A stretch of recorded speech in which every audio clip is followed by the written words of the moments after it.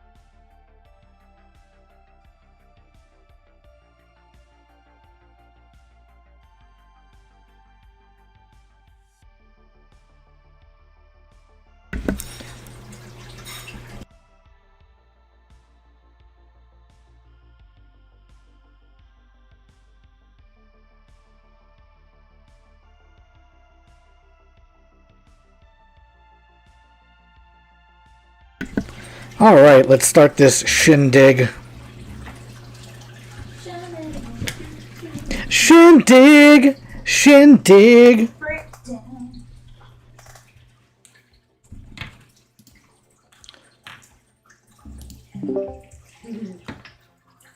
Hey, Mike, you there?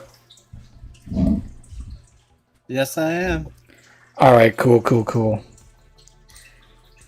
Let's go ahead and turn my cam on. There we go. Got Mike's little dinosaur over there. Cool. All right, let's get this starting soon. And you can see my screen, right? I see your army builder. Army builder, good. That's all. Yep, that's what I have up right now. So, got the army builder up. Cool. Hey guys, welcome to the first episode of the Gamers Shrugged podcast. It's pretty much going to be a weekly or bi-weekly thing where I come on probably Sunday or Monday night and talk about, just wargaming in general, mostly centered around Conquest for the most part. I won't always have someone on here with me, but this time for the first episode, I have a Mr. Why don't you introduce yourself, kind sir? Oh, thank you. My name's Mike. On the Discord, you may see me wandering around the Wadroon chat from time to time as Mike Jones. I am a Vanguard in the Sunshine State of Florida, and I've been playing Conquest since the game came out, and it's my favorite game. I think my favorite war game that I've ever played. Yes, I will agree with that sentiment. I love Conquest so much that it has affected my relationship with the other big game, Warhammer 40k. And I've been playing Warhammer 40k since the late 80s, since I was 8 years old. And I will tell you that the alternate activations of Conquest has basically won me over 100%. I can't go back to a war game where I sit there for an hour while my opponent rolls dice and I just kind of read a book and fall asleep. I have severe ADHD, and if I don't have my attention span catered to every 5 seconds by something shiny or something rolling, I lose interest in it immediately. And Conquest, believe it or not, holds my attention span for the full 3 hours of a nice, good, competitive, strong game. Yeah, absolutely. Once I tasted the alternating activations, it's the biggest selling feature that to go back to Warhammer Fantasy Battles or another game, it just doesn't compare. And then the lore, the models, it took me in right away. So been a big fan. I signed up to be a Vanguard and just have been excited to see the community just grow and grow and grow. So I did also want to quickly speak about, you brought up the models. When I first got into Conquest about 10 months ago, I thought the models looked really bad. I thought they were horrible. I know that's very negative, but let me finish the story for a second. I was not really into the models at all. Now, at that time, my store had the, I guess, the first or second generation Hundred Kingdoms and Spires models, especially the Spires models, and I thought they were the worst things I've ever seen in my entire life, concerning wargaming. Then I got to painting the models. Then I got to see the models fully painted on an army, on a battlefield, where you have a 2,000 point fully painted 100 Kingdoms army or a Spires army, and my tune changed instantly. I love the first generation models. I know some people may not like the smooth textures of the models, how, the shields don't have details, but when you have 50 of these things ranked up on a table and they're beautifully painted and beautifully based, it blows me away. I absolutely adore the attention that Parabellum has given to the quality of the models, which is actually the entire point. I've seen this company just in less than a year go from really amateurish quality models that a starting company, typically starts out with, to coming with models that have details that rival other games easily. I look at, the Nord Trolls, the Nord Bow Chosen. I look at these new models, the Thunder Riders, and I'm like, oh my god, is this the same company that's creating these models, having some artists create them, some high level, machines print them out, and then deliver to us, the customers, these beautiful models. And I'm 100% sold. I'm now a complete defender of the entire Parabellum model line. What about you, Mike? Yeah, so the initial launch was in a sort of lighter gray plastic that the quality wasn't as sharp, the details weren't as sharp, but I remember it was, I think, the Trolls kit for the Nords that they switched to must be a newer type of plastic. It was a little darker, more similar to the Games Workshop plastics, and it had just incredible quality, and it's just been uphill ever since. And then the resin, the Artisan series and Founders and whatnot have always been exceptional from the very beginning. So now it's top tier product. I agree. Absolutely, but unless you have anything else to chat about, I think we should get on to what the people in the chat are asking about. They're asking about the current army changes. Is that okay with you, Mr. Mike? Yeah, let's do it.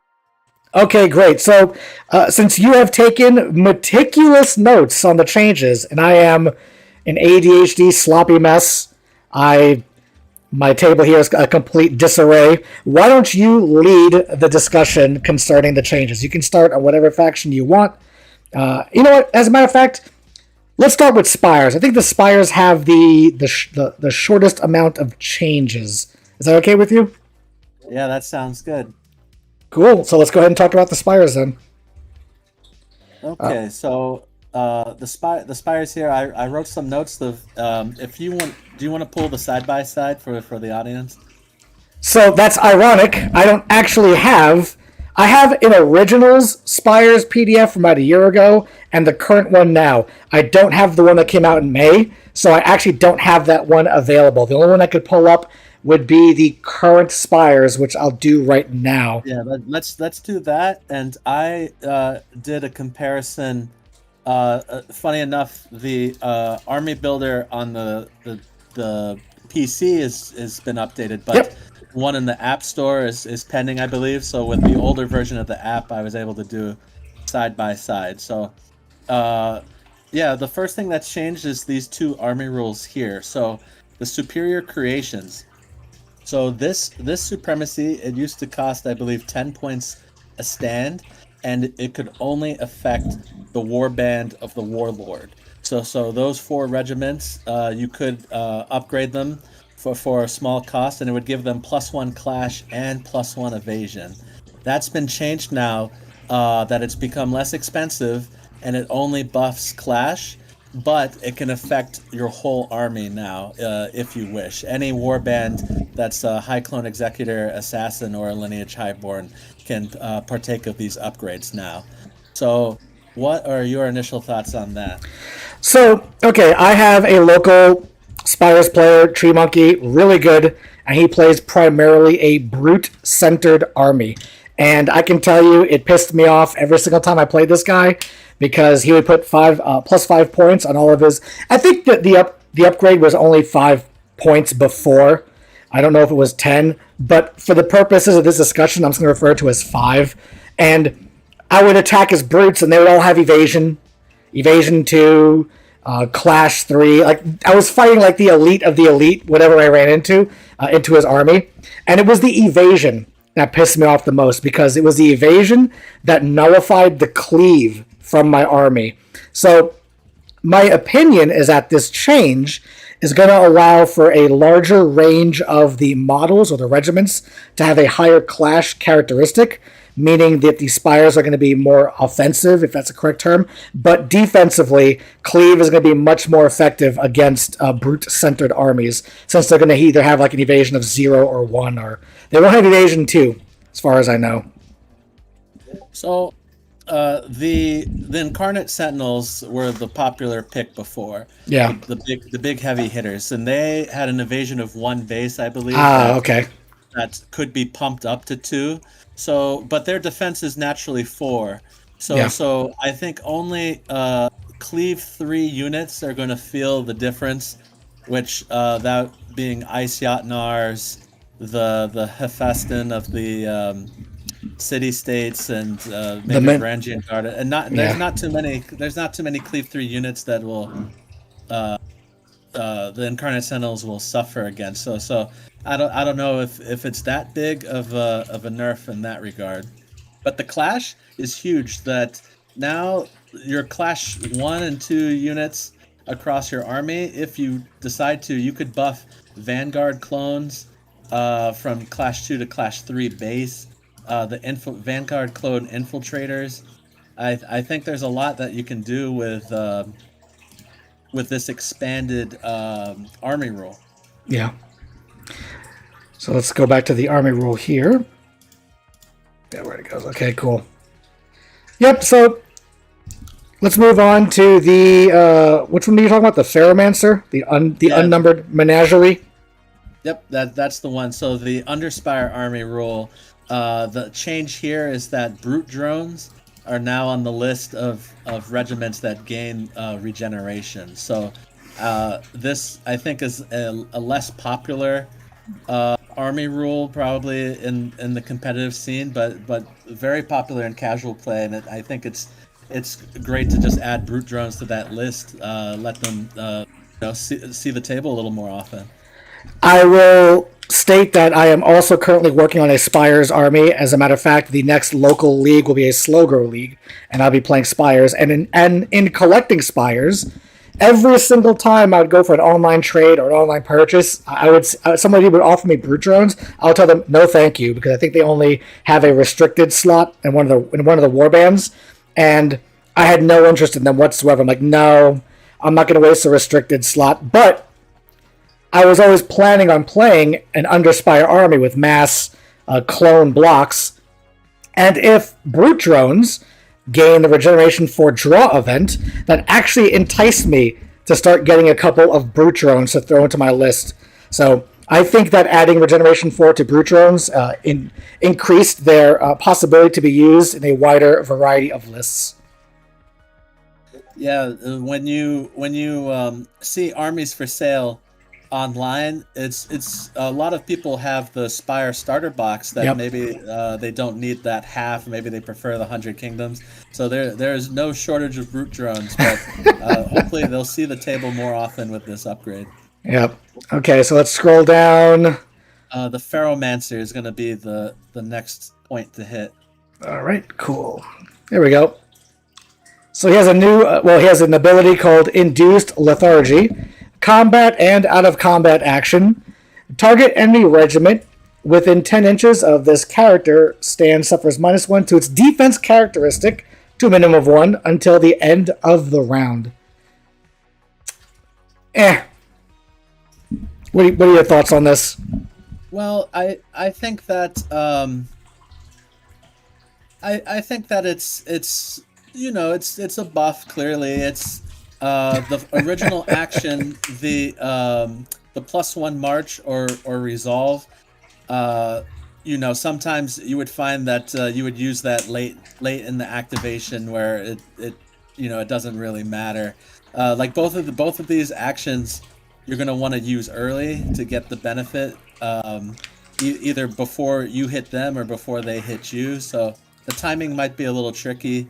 I'm not a Spires player. I play Wadrun, but I haven't seen a lot of Ferromancers in competitive play. Hopefully this, just like the Brute Drones, brings them like one step closer to hitting the table. So, as a side comment, our play styles differ, and my play style is I'm very activation oriented, and I have found that for how I like to play the game, I don't quote unquote waste activations for buffs or defensive things. Typically on round 4 and on, as a Nord player, I'm very aggressive, or I need my charges to happen, and I can't afford to have any of my characters at the top of the command stack. I have to have my monsters or my regiments charging or counter-charging.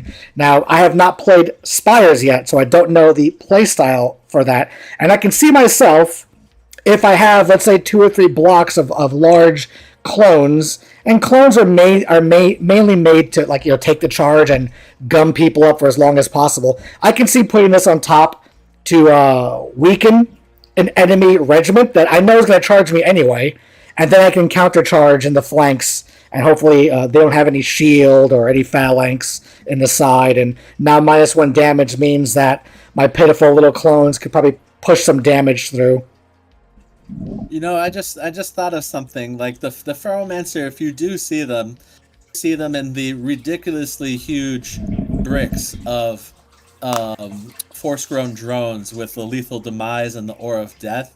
This might not be a bad activation. If you go before the enemy, the Force-grown drones might not do much damage, but if you lower their defense and then they take aura of death when they start and they take lethal when they hit you back, that could be a big damage boost. I'm not sure. And that is actually what entices me into Spires. It's all of the combo and activation shenanigans that this faction is famous for, and I can't wait to dip my bio-enhanced toes into their regeneration pools. In chat, I do have Mr. Tree Monkey, who is the local Spires player, and he said, Ferromancer change is a free upgrade, no complaints. True, can't complain about free. So you may or may not use this ever, but you have the option, and you may find yourself in a position where giving a enemy regiment -1 defense might help you out. Especially, as you said, especially good for lethal hits. Yeah, absolutely. So the next changes, there are some point drops to Vanguard clone infiltrators and Vanguard clones. Well, so that's old red text right there. Oh, it's old red text. Oh, this one here is old. Okay, moving on. Yeah. You said wait. The shooty boys had points drops? Yeah, they dropped from 180 to 170, and then the melee version dropped from 160 to 150. So, I don't know if the change was necessary, but you can see, Parabellum's trying to push away from the brutes more toward the infantry, I think, and we're going to see that with the points changes to the Incarnate Sentinels. That they went up significantly. They went up 20 points a unit. Oh wow! 15 per stand. So a big points hike there. They did get Clash 3, +1 Clash for their trouble, but that means they're not eligible for the superior creations because that caps at 3. So you're the nerf was baked in there that you paid 15 points for superiors creations instead of 5 per stand basically. It's counterset by another change though, the Avatara, which is the mainstay for the Lineage Highborn. They went down by 5 per stand, so a little bit of savings there. The Avatara, you mean for the additional stands or their base points? The additional stands went down. Okay, that's cool. Yep. What about this? What about the Desolation drones? Any recent change today for them?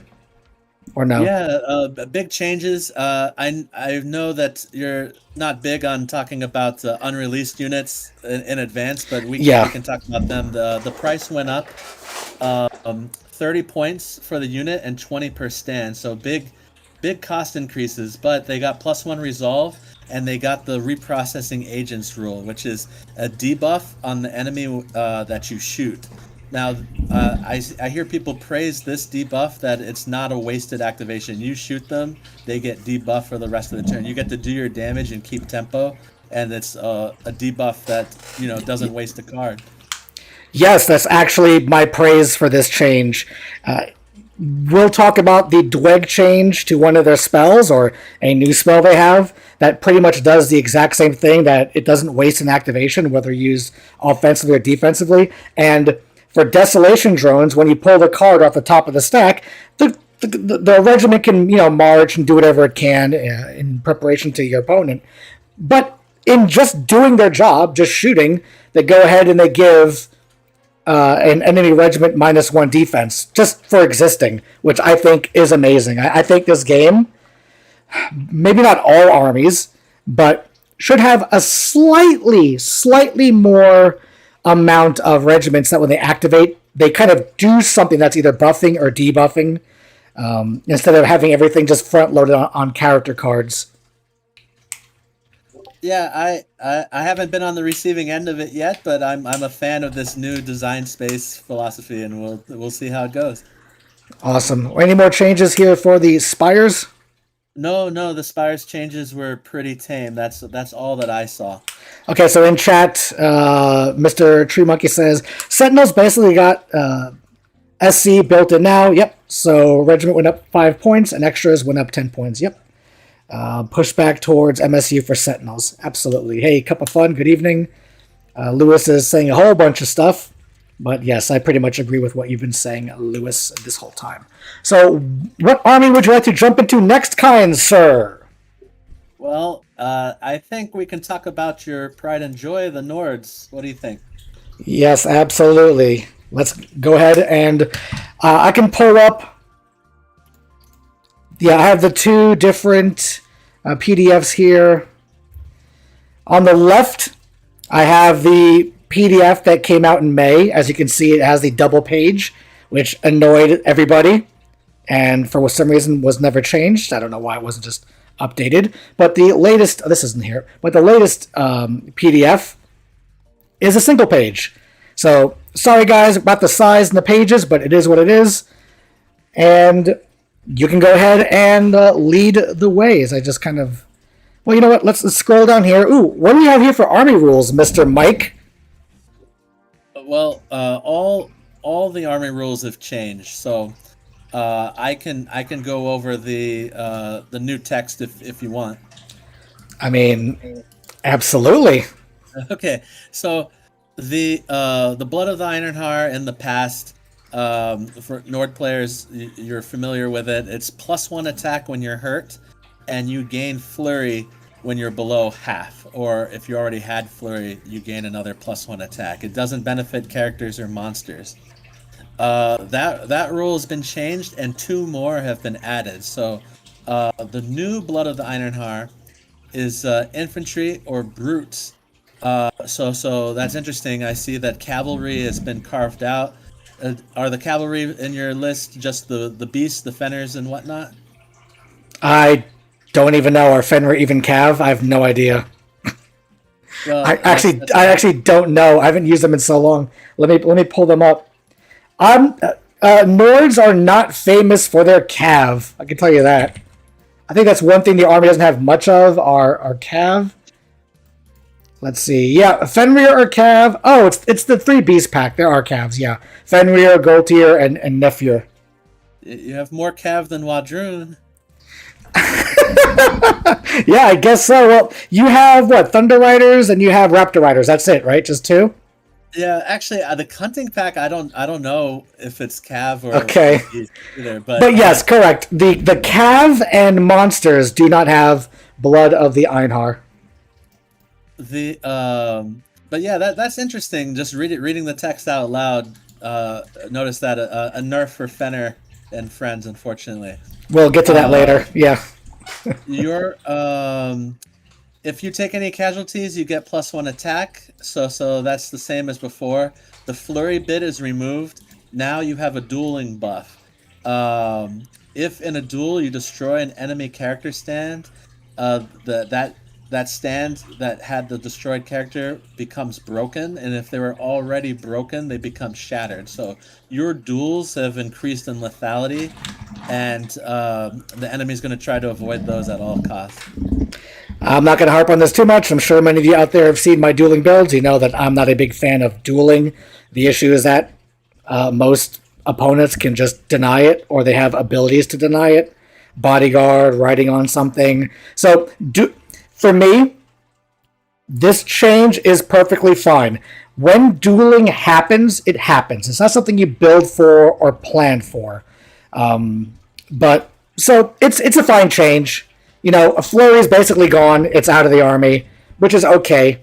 This change mainly affected the Mountain Jotnar, which we'll talk to once we get to it. But I'm fine with this change. This is okay. Yeah, the power lost on the second half of the rule, I think, is more than made up for by having the 2 additional rules. Because the flurry was never in your control. Like, the enemy would, either finish you and not let you linger at half health, or they would just ignore a regiment until they had the power to kill it in a single blow. It wasn't completely in your hands. So I like that agency has been pushed in the Nords as we read the rules that you do have control over coming up.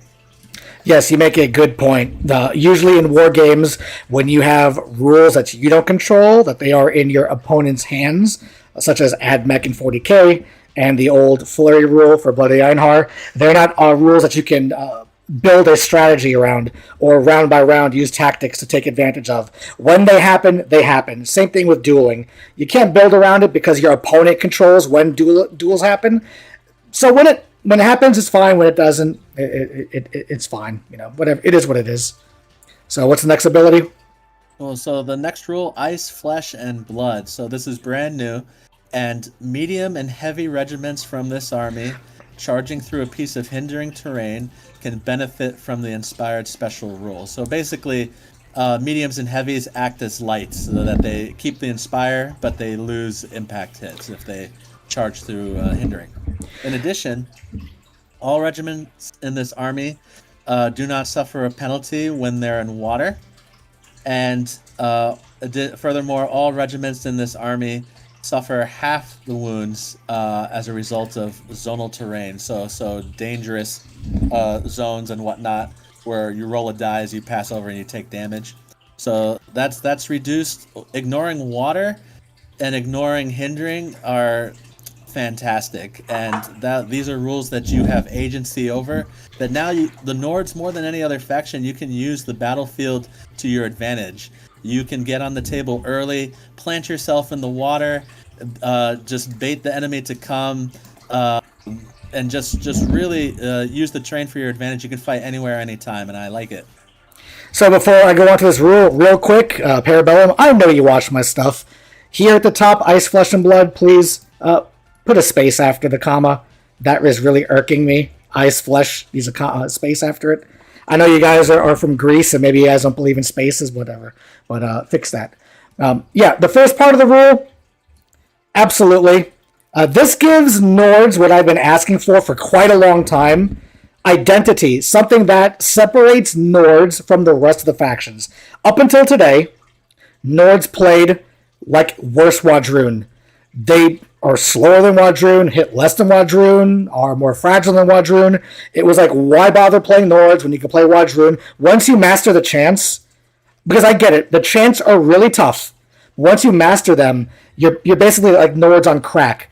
But now, Nords have something that no other army has, and that is a terrain mastery. Something that, ironically, now Dweg are going to be the direct counter of Nords for, which I think is hilarious, and we'll talk about that when we get to Dweg. It's going to be a great duel between those two armies in the battlefield over terrain.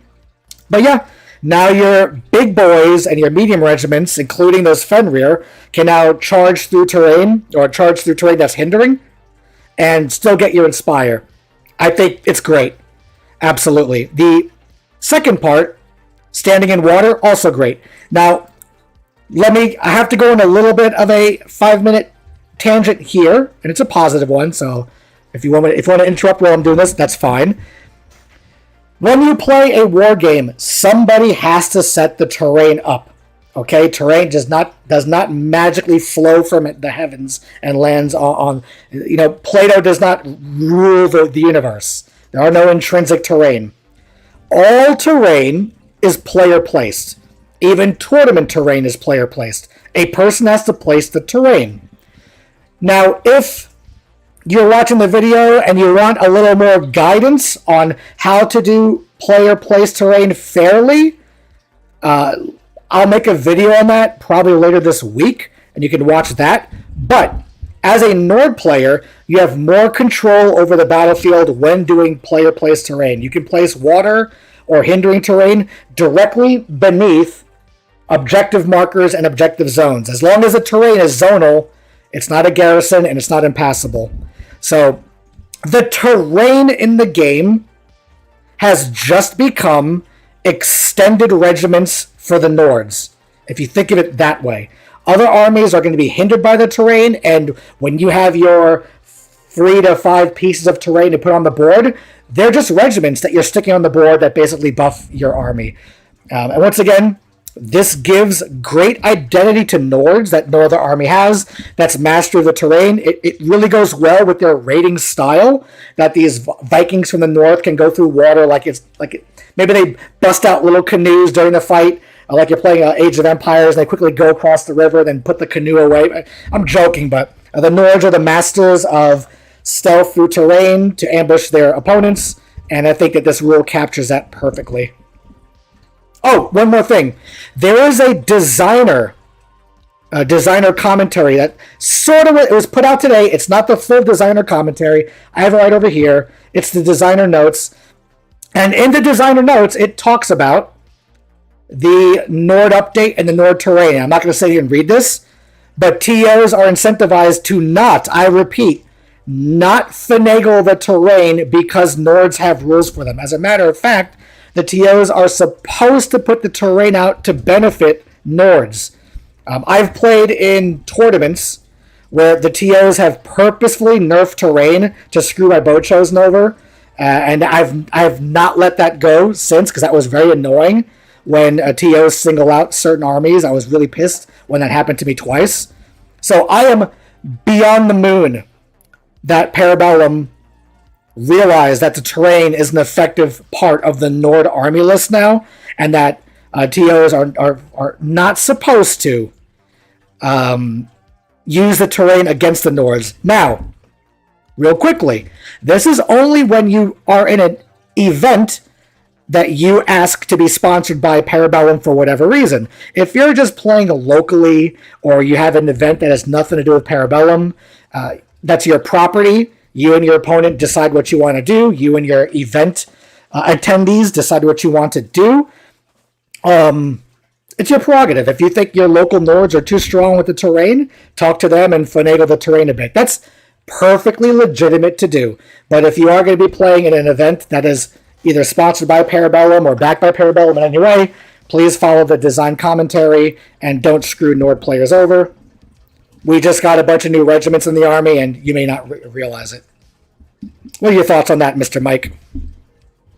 No, I think it's interesting that they put that in the design commentary. I don't know if tournaments are adopting player-placed terrain, because then the TO wouldn't be a factor. No. But in tournaments, I'm sorry to interrupt you. In tournaments, I am against player-placed terrain because it just eats up too much time.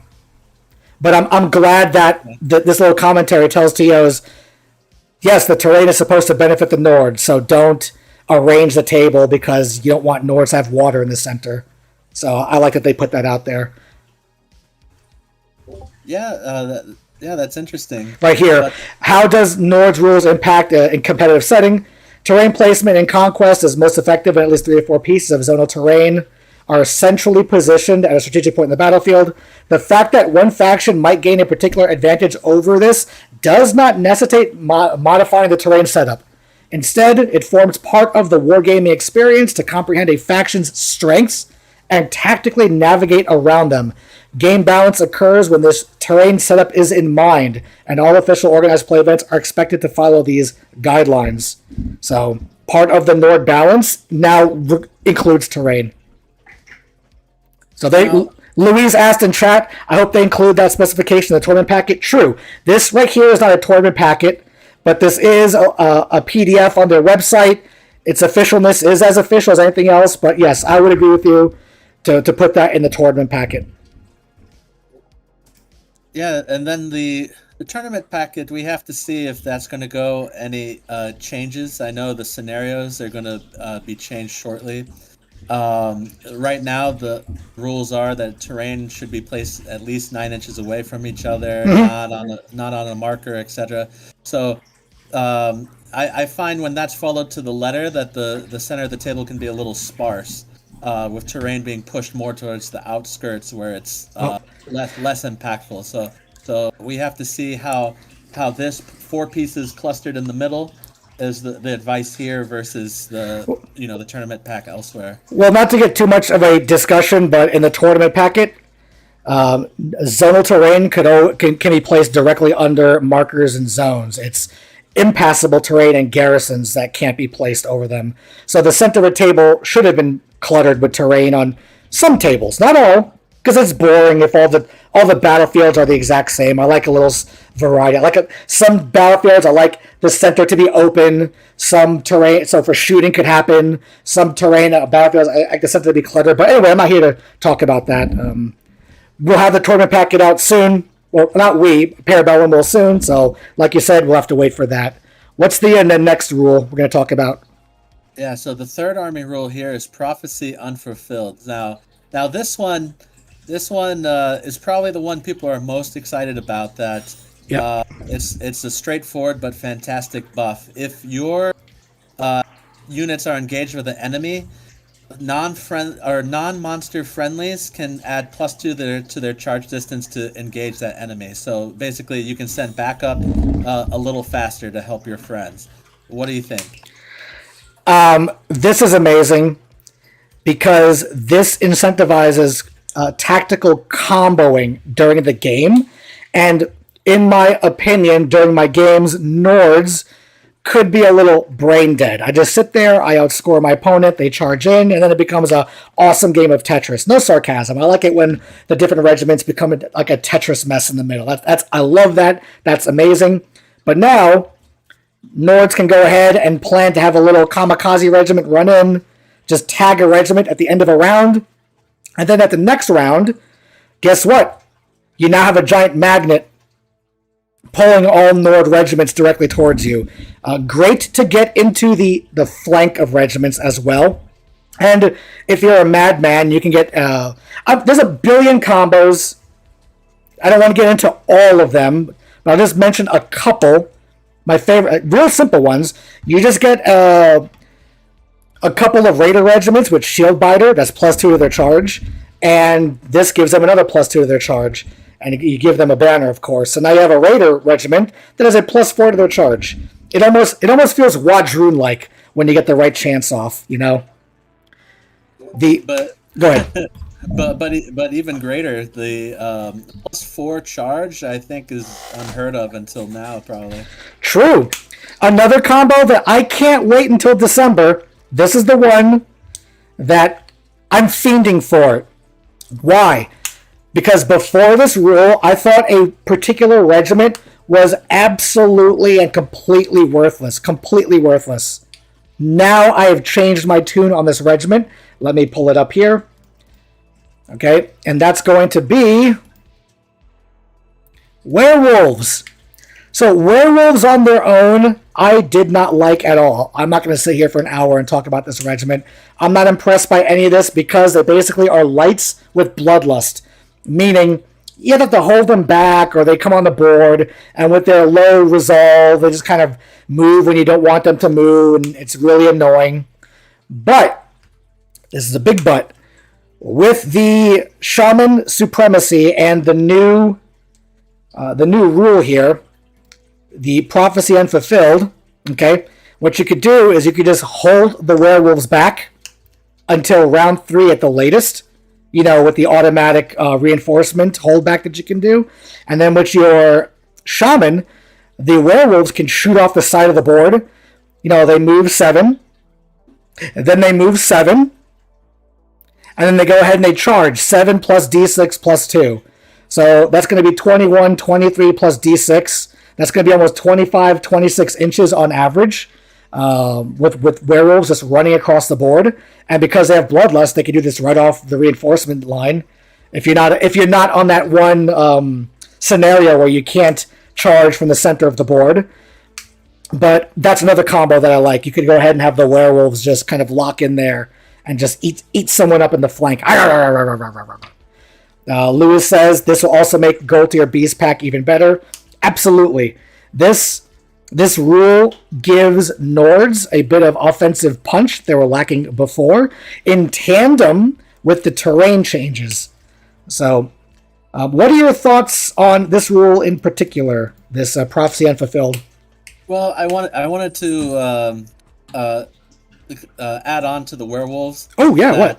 I'm glad that your tunes changed. That you're seeing the value there. People were down on werewolves. I think they're fine. The regeneration 3, people say that might not be enough, but that's going to protect them against incidental shooting.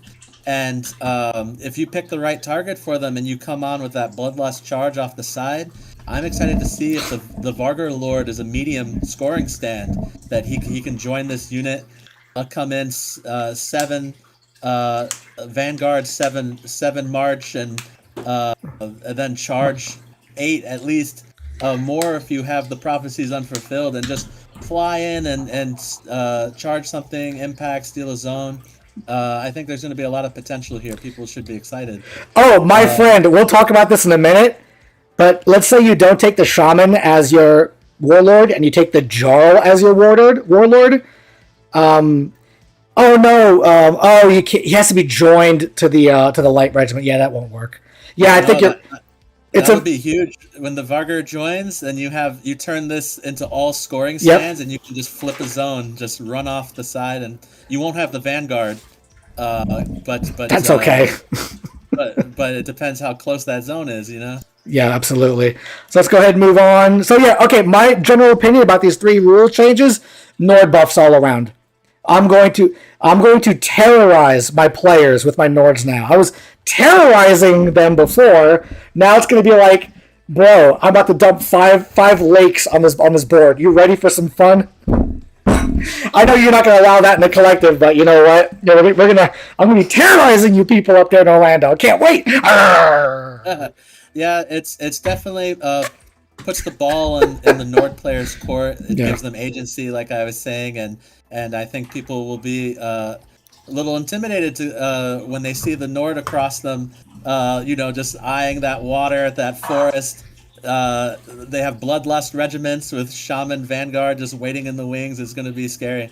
Oh, amazing. I think this is also a boost for players who are new to the game and they pick Nords as a new army, because they don't have to worry about terrain rules as much while learning the game. Just like, Dweg and OD are also newer player friendly because they have lesser rules that you deal with if you're not playing Caster Dweg.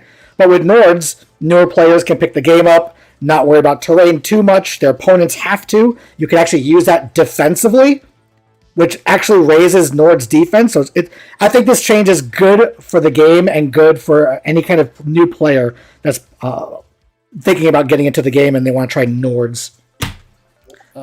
One more thing before we move on. I wanted to ask, what are your thoughts on this being non-monster only? Do you think that the monsters are still going to be able to contribute? I know they have a smaller frontage that you can maximize and still leave some space for another unit to join combat. What do you think? We'll go into in-depth about monsters later on, but I love my monsters, and even with monsters in their current state, they are still amazing. Why? That +1 march they got. That +1 march for seas and mountains changed those regiments completely. Even though the mountain went up in points and the mountain lost flurry, I don't care. The mountain can now sit. The mountain can now just sit in water and not lose a clash while my opponent loses clash. My mountain can now just charge through hindering terrain and get inspiring while he can hide behind it and my opponents lose inspiring. Great. I mean, I'm gonna blush. Viva la Nords. What can I say? Oh yeah, the games you can play with the terrain against Impact Cav, just hiding in the trees, just baiting them on. It's going to be fantastic. Yes, absolutely. Lewis says this is a faction that all about engaging the enemy and overwhelming them with multiple units. Yes, correct. You move up as a unified front and you kind of overwhelm the opponent with multiple regiments at once. Yes, absolutely. Like a little beehive of Nords. So let's go ahead and move on to the next rule here. Yeah, so what we have here is the Jarl Supremacy was updated. Now, it kept its original boost. Yeah, go ahead and put the side by side. Cool. So it kept charging in the flank with infantry, gives you opportunists, which is basically rerolls, and as well as +1 attack. The furthermore, which was this buff right here, is that in any light regiment in your army that has a character stand join it can now ski seas, and it also has the buff that it lasts even if the Jarl's killed or if he's off the table. So this is a good buff. I've heard some people say that it makes it the second best Nord supremacy behind the Shaman. What are your thoughts?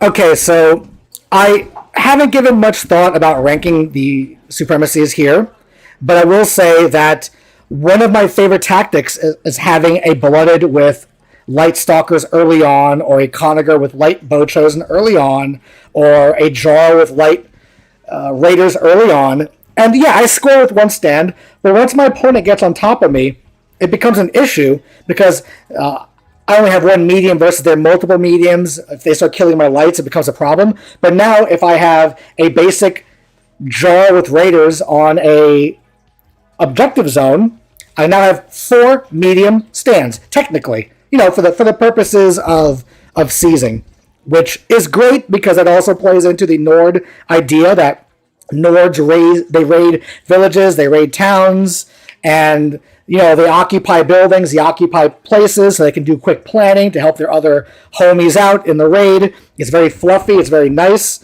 And does it change the Jarl to be a top, a near top contender? I'll go over my quick opinions right now. The king of the game supremacies it's still the Shaman. I mean, the end, in my opinion. It's the Shaman. Conager, unfortunately, has to deal with ODs, so its supremacy is not always useful in a tournament setting. If your local players don't include any OD, then I strongly think the Conager is top 3. But if you're in a tournament, or if you have OD players, don't worry about Conager too much. Volva, I'm going to play with. We'll talk about that later. I'm going to not play with the Volva, but I'm going to play with her supremacy with some list building, because it's very interesting what they did with some of the evasion stats in the army. And the Blooded is great for consistency. I think that the Jarl, I don't know. This is a supremacy I'll have to play with to figure out if there's a major difference between a medium stand and 3 lights scoring early, and then a medium stand with 3 lights that count as seizing later on. I can't really extrapolate that. I have to test that out, to be honest. But that's my take on that. Yeah. To add on, the way I see it is like getting free captains for all your raiders. Like, you would buy that to let them come on as a medium, and then be able to score. Now you can score as a light if you have the character attached. So I see it as a little bit of point savings, and you get to come on as rapidly as a light does. True. I think it's good, but it's still so far behind the Shaman that I think in competitive play we're just going to see the Shaman for a long time to come. Yes, a Shaman does provide the offensive punch that Nords have. It's almost like, I keep bringing it up, but I have to. It's like, chanting Conquest for Wadrun, I believe, and you get +3 to your movement, or whichever chant you get plus. That's what it feels. That's what the Shaman kind of feels like. It's an automatic tier, whatever, for the Conquest, but we could go ahead and move on. What do we have next here? So next, if we want to go to the magic items and masteries. Sure. Let's go ahead and move on over. We got Trophines. We want to talk about the Trophines, right? Yeah, sure. So we have Raven's Messengers with updated text here.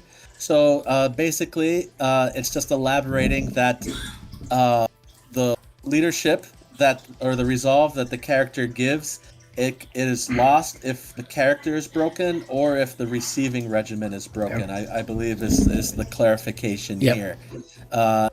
Anything else you see? So I know there were interpretations of the banner and how it works with broken regiments. Locally, personally, I have played it this way the entire time because when I've read the broken rules, it specifically says, a regiment can't benefit from abilities rules. I'm not getting into that whole discussion. I've been playing it this way the whole time. If the Conqueror's regiment was broken or the target regiment was broken, it wouldn't get the banner. So, for me, no change happened. I'm just glad that this clarification happened, so it doesn't bother me one bit. Cool. And I have to give also kudos. Thank you, Parabellum, for listening to the concerns of the individuals on Discord about this issue and putting it in PDF form and making it very clear. So thank you very much for helping to clear the game out. Thank you, thank you, thank you. Yeah, and to add on to that, I just want to say a big thanks to the rules team. That I felt like this release of rules update was very smooth and amazing. Having the happy hour on Thursday, giving a preview, fielding questions, and then rules dropped promptly on Monday as advertised. I think it was very smooth and excellent. Yep. Let's move on to the next bit of change. Let's see what we got here. The masteries. There's the masteries down here. So the big one here is the Watchful Eye of the High King. So this text here is that the character can never refuse a duel if you take this upgrade. In addition, when an enemy character refuses a duel, that enemy regiment has to reroll successful morales until the end of the round. As the same penalty as if they were charged in the flank, for example. And also, you get a free duel action that you must use every activation if possible. The big thing here is that it's a free action. It's not a free additional action. So you cannot duel twice with your character anymore, which I think was the big draw before. It used to be a free additional dual action. Yep. And that nerf is to tie into the new Blood of the Einarhar, that if you could double duel, like break them and then kill the character anyway on the second duel and then shatter their regiment and just wipe them out, that interaction was too powerful, so they nipped it in the bud here. What do you think? So once again, let me go into my little rants because I need to do that. First of all, I agree with you 100%. The interaction between dueling, breaking, and shattering can be overpowered. I agree with you 100%. And they needed to make these changes to make sure that Nord players weren't just, shaman flying across the board and then just breaking regiments. I mean, yes, that can't happen. Absolutely. Dueling, though, is a mechanic that falls into that range where it's either too powerful or, at best, something you don't plan for. I know that it's no secret that the individuals in Parabellum don't want the game to be what they call Hero Hammer. They don't want the characters to walk around and just run the game. And I agree with them 100%. It helps the game stand out. It has a little bit of identity. The Conqueror can go around and kill a bunch of guys, but he's still just a dude. And if he steps out of line, he'll get smacked. So it's fine. What does this do for changes? I never took the banner before. I'm sorry, I never took Watchful Eye of the High Kings before because, not to beat a dead drum here, I'm not a big fan of dueling. So I never bothered with the double dueling. Because when I start making a character over here, and like if I take the Conquer and I go ahead and start taking, Watchful Eye, the High Kings, and I think, well, now I need something to deal with armor, so I give him Cleave 1, well, 1 out Vinda, and the dude becomes 900 points. So for me, the Conquer was either going to be 900 points or just walking around as naked as possible, and I typically chose walking around as naked as possible. Watchful Eye of the High Kings, though, has this really odd back disadvantage where the character stand can never refuse to participate in a duel action and must always basically attempt to duel. Okay? The second part, all right. The first part, it just sealed it for me. There's no way I would ever put this on a character against my local players because they kind of know what they're doing with maneuvering and getting the right characters.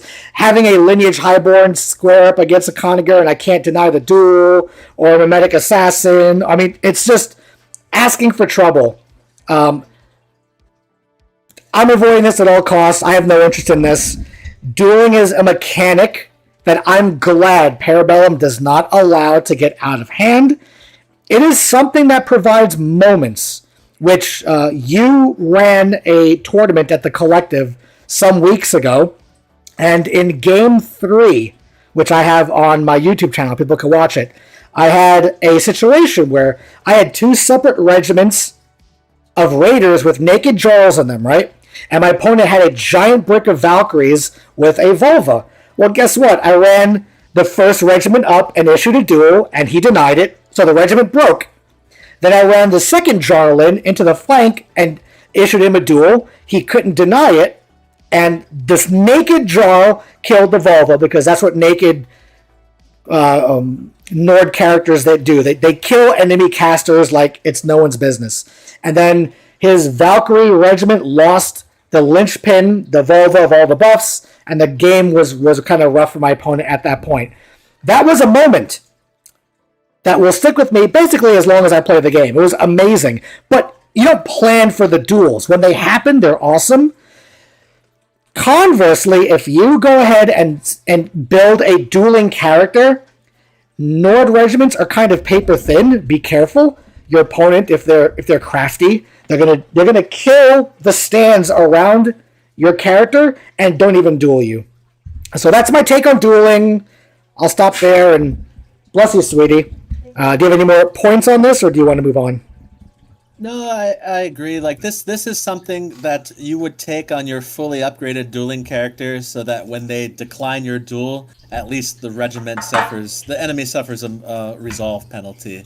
But you're just doubling down on all that combat power and points, and they're not going to accept if they're going to die 100%. So Mr. Tree Monkey said, "Lol, meme assassin." True.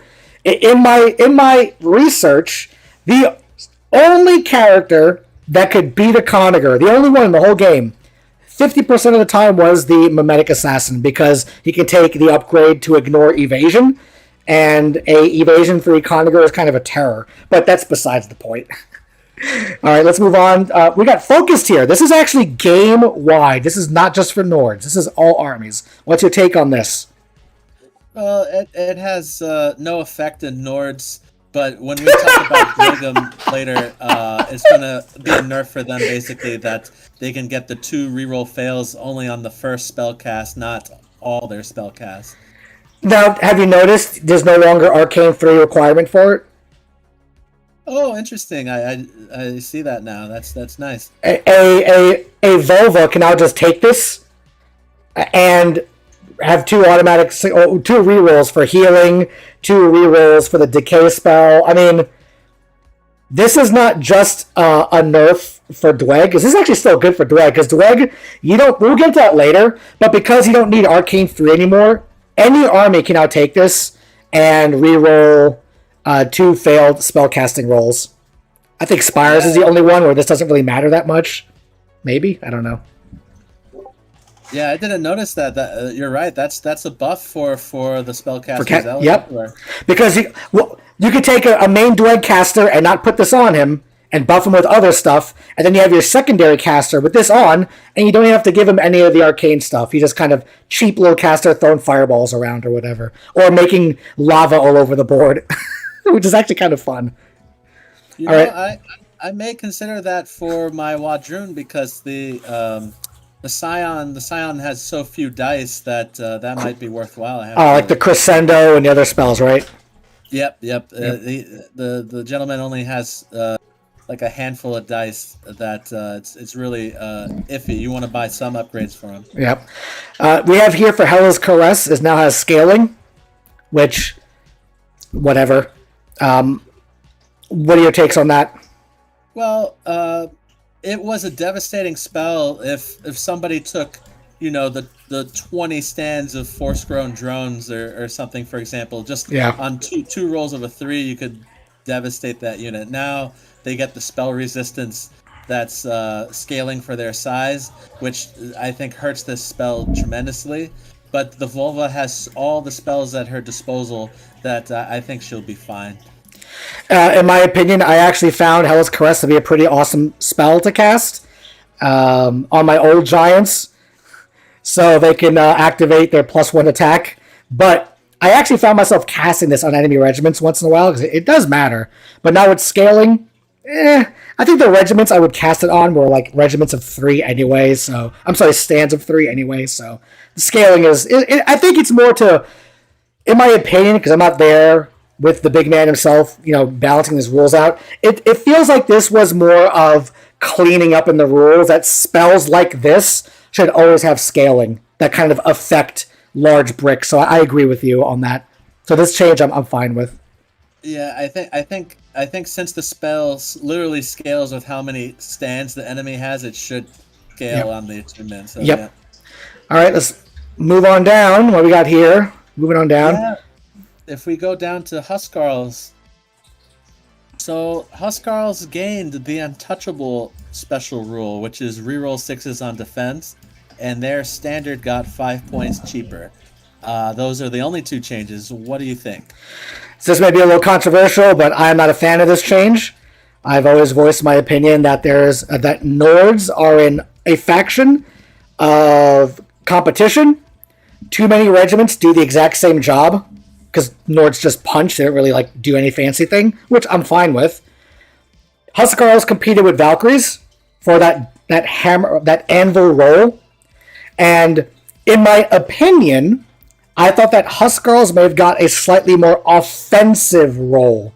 Like maybe they would have got, Impact 3 or something to help them a little more offensively to help them stand out. Because mathematically, with Blessed, Valkyries are still just better at defense. So the 5 points less for the banner, okay. But the Huskarls are not a regiment that I will build a list to take. I know Huskarls are included in a lot of starter sets. A lot of new players have Huskarls. So when you're first playing the game, having Untouchable is great as a stepping stone. It may shore up a couple of mistakes you may have. Another positive, I'll give Huskarls this, a positive. Untouchable is annoying against enemy regiments that do things against you on 6s, like Deadly Blades or shooting at you. They have to, on defense, you get 2 wounds for 6s. Like those kinds of rules, Huskarls now kind of brush off. They say, yeah, no thank you. All your slingers that, get extra hits on, I think they actually hits on 1s, but anyway, you know the point I'm making. The Huskarls are defensive against rules that capitalize on you for rolling 6s for your defense. Yeah, so the Huskarls, I hear you saying you wish they were more offensive than defensive, that Valkyries are still stealing the spotlight and the anvil space. Yeah, I guess Huskarls can fit list building roles. I mean, because Valkyries are just in one warband. So if you're building, if you don't have the points to spend for Valkyries because you have to take a quote-unquote Volva tax, then yeah, Huskarls are fine with Jarls, and Huskarls are okay with even with Conager. If you don't want to spend 210 points for bow chosen, you go ahead and take Huskarls. It's a buff. if you took Huskarls before and you're going to take them now, it's a buff. Okay? But if you own Valkyries and you've always had that conflict between the two regiments, this may not sway your mind. But overall, it's a buff, so my complaint is more of a list building wish that I wish Huskarls were just slightly more offensive. That's just my opinion on it. Real quick, Agriel says, off-topic question. Diego has said that he plays in the Collective in Orlando. Is that the one in Altamont Springs? Yes! The gentleman I'm talking to on stream right now, Mr. Mike, he is the Vanguard. He's the one that runs the events at the Collective. So yeah, say hi to him in Discord. I don't know if you can see the chat here. I don't know if he's looking at my YouTube, but say hi to Mr. Mike on Discord. Maybe post something in the Looking for Games channel so we can get a hold of you want. I asked because I am in Orlando, but the closest store that PB's store finder has for me is an hour away, while the Collective is 30 minutes out. Oh wait, 19 minutes? Yeah. Hey, Agriel, you're going to go there tomorrow? Tuesdays are Conquest nights at the Collective. But anyway, we'll move on from that. If Mike has anything to say to you, Mr. Agriel, go ahead. Otherwise, we'll move on. Yeah, let's chat on Discord, and yep, Tuesday nights we play, so hope to see you there. And then on the Huskarls, I like that they're mainstays in so many war bands. Yeah, I think that their competition isn't so much the Valkyries, because the Valkyries are so rare and limited. Like, you have to want Valkyries to go that path. I think Huskarls compete more with Raiders for that inexpensive infantry. You know, like the question is like, for the extra points you spend for Huskarls, are they worth it over Raiders? And from what I've seen historically, the answer is no. But maybe this small buff will point people in this direction. So we'll have to see. Cool. Despite my neutral, maybe even slight negative tone on Huskarls, overall it's a buff, and if you use them, great. You know, let's move on to the next regiment. Oof, Nadar. Oh no, trolls. You're right. Yeah, the trolls. Go ahead. Yeah, so the trolls, just a small little blip on evasion right there. So they gained evasion 1 for no cost increase. I have my opinions on this, but I want to hear what you have. All right, I like this guy. He has his opinions, but he wants me to put my foot in my mouth first. No problem. Let's put my foot in my mouth. Right, feet pics. Right, on Twitch. So trolls got evasion 1. Cool. This now, in my opinion, legitimizes the Volva's Warlord ability, where your whole army gets +1 evasion. You can now build an army, which I was building on it before the stream. You can take trolls; they go from evasion 1 to evasion 2. You can take a whole mess of raiders that go from evasion 1 to evasion 2. And if anyone has played, also my favorite regiment in the whole world, Bow Chosen, go back to evasion 2. I have now incentive. So you can have a whole army archetype of evasion 1 homies getting buffed by the Volva going to evasion 2. And if anyone has played against evasion 2 in Conquest, you know it's a very spiky number. I know that the majority of roles will still do damage or still do wounds to regiments with evasion 2, but it creates those moments where people remember, I got 10 attacks on your evasion 2 Bow Chosen, right? And I make 7 of them. You're like, oh my god, that's crazy insane. Yes, going to evasion 2 is exponentially better than being at evasion 1. Now, hold your opinion on that, because I'm going to go ahead and sort of contradict myself a little bit here. You know what? I'll stop. What's your opinion on Trolls with evasion 1? Well, exactly. The evasion 1 can just passively just become evasion 2.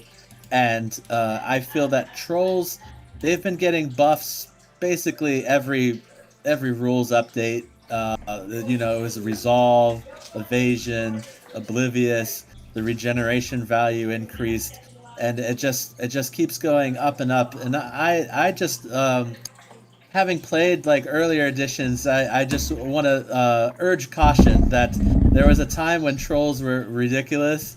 They had March 7, Cleave 2, yep. 8 wounds a stand. That all you saw was just trolls and mountain Yatnars. And I just want to urge caution that before we give more buffs, let's see how this plays out. Like in the Discord, I see people doing the Resolve 5, Evasion 2, Dauntless, Trolls, Death Stars. That people are already thinking. So let's let's pause here on Trolls for a little bit and let's see how they're doing before we go too far. So this is going to go into a wider conversation that I'll expand on maybe in another show or another video in another time. I am not a fan of evasion. I have looked at my Discord comments and I have asked for Bow Chosen to be nerfed from Evasion 2 to Evasion 1. Now, funny enough, I asked for all ranged to go to Evasion 1 because I think evasion in this game can be a cancer if evasion gets out of hand. Too many things in this game have evasion, and evasion is an annoying characteristic to have. So I now see Nords creeping back up the evasion ladder. So that's a bad thing. But let's look at the bright side of this poopy cloud. Because remember, I'm not a fan of evasion. Trolls suffer the same issue, in my opinion, as Huskarls. They have competition for regiments that do the same thing, and like Huskarls, Trolls kind of don't do anything good. They're not defensive, they're not offensive, they're kind of like middle of the road. So you end up going with a Mountain for offense or Valkyries for defense. You don't really take Trolls. Trolls were good back in the day, like you said, because they had Cleave 2. I think they were like 220 points, 240, and you'd still take them because they were just gross with Cleave 2. Now, Trolls with a Vulva, or let's say with her Supremacy, or a character with a Coils to give the Trolls Evasion 2, it's an anti-Cleave unit. Tree Monkey is talking in chat, and this will annoy players like Tree Monkey. Now that if you have a whole army of Evasion 2, it's anti-Cleave. It's actually a meta thing. If you've played against Trolls before, or if you have used Trolls, you know this feeling. Enemy regiment charges into Trolls, they do 10 attacks and hit you, they all go through. Because their Cleave through means you're just defense 0. So your Trolls just take 10 damage, now they're taking their resolve, and the Troll healing goes away. We all know that feeling. But now, there's a chance that Trolls can be used as a buffer against Cleave armies with their 2. Because they'll take the Cleave hits, their defense, they won't care, the Evasion 2, and if enough survive, if you take a block of 5 or 6 Trolls, they're going to regenerate up. Trolls have now become a tar pit against enemy cleaving regiments. Will Trolls stand up to Ashen Dawn or Thunder Riders? Hell no, they won't. Will Trolls stand up to other Cleave regiments that don't really, care about impact stuff too much? Like Minotaurs or the Cleave 1 or whatever? Yes. So I think Trolls actually have an identity now in the army. They are anti-Cleave tech, and I do welcome our Troll Overlords, especially for Mr. Tree Monkey here in chat. When I fight all of his brutes and they all have Cleave 1 and Cleave 2, he'll now be seeing a sea of Trolls saying, come cleave me, bro, and he won't be able to.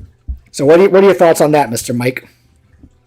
Yeah, I want to talk about evasion in the game a little bit more when we get to the Dwegum changes. Okay. The Dwegum changes on defense and evasion, I want to talk about all that.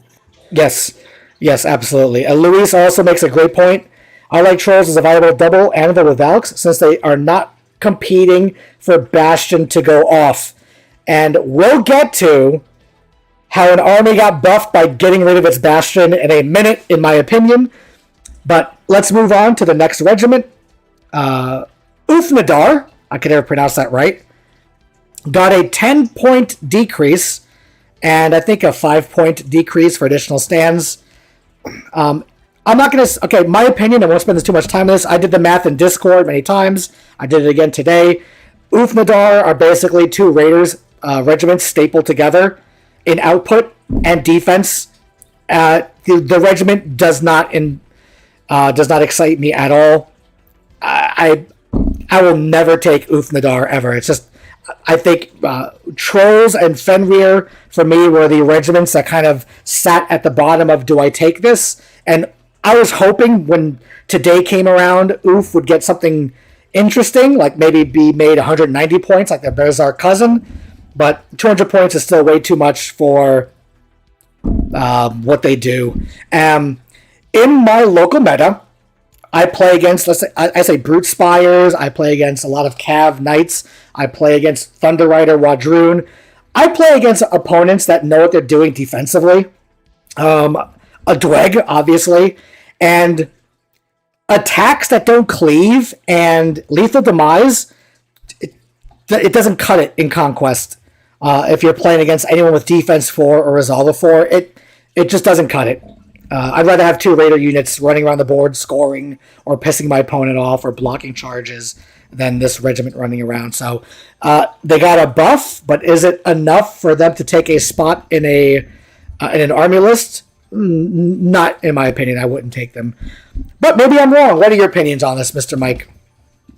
I like Ulfednar. That lethal demise, I think, is a good rule. It's true that the hits don't have any armor penetration, but they are like full hits that they cause resolve, unlike or death. So I think it's a good rule. Bloodlust is powerful in Nord specifically because you have the shaman available.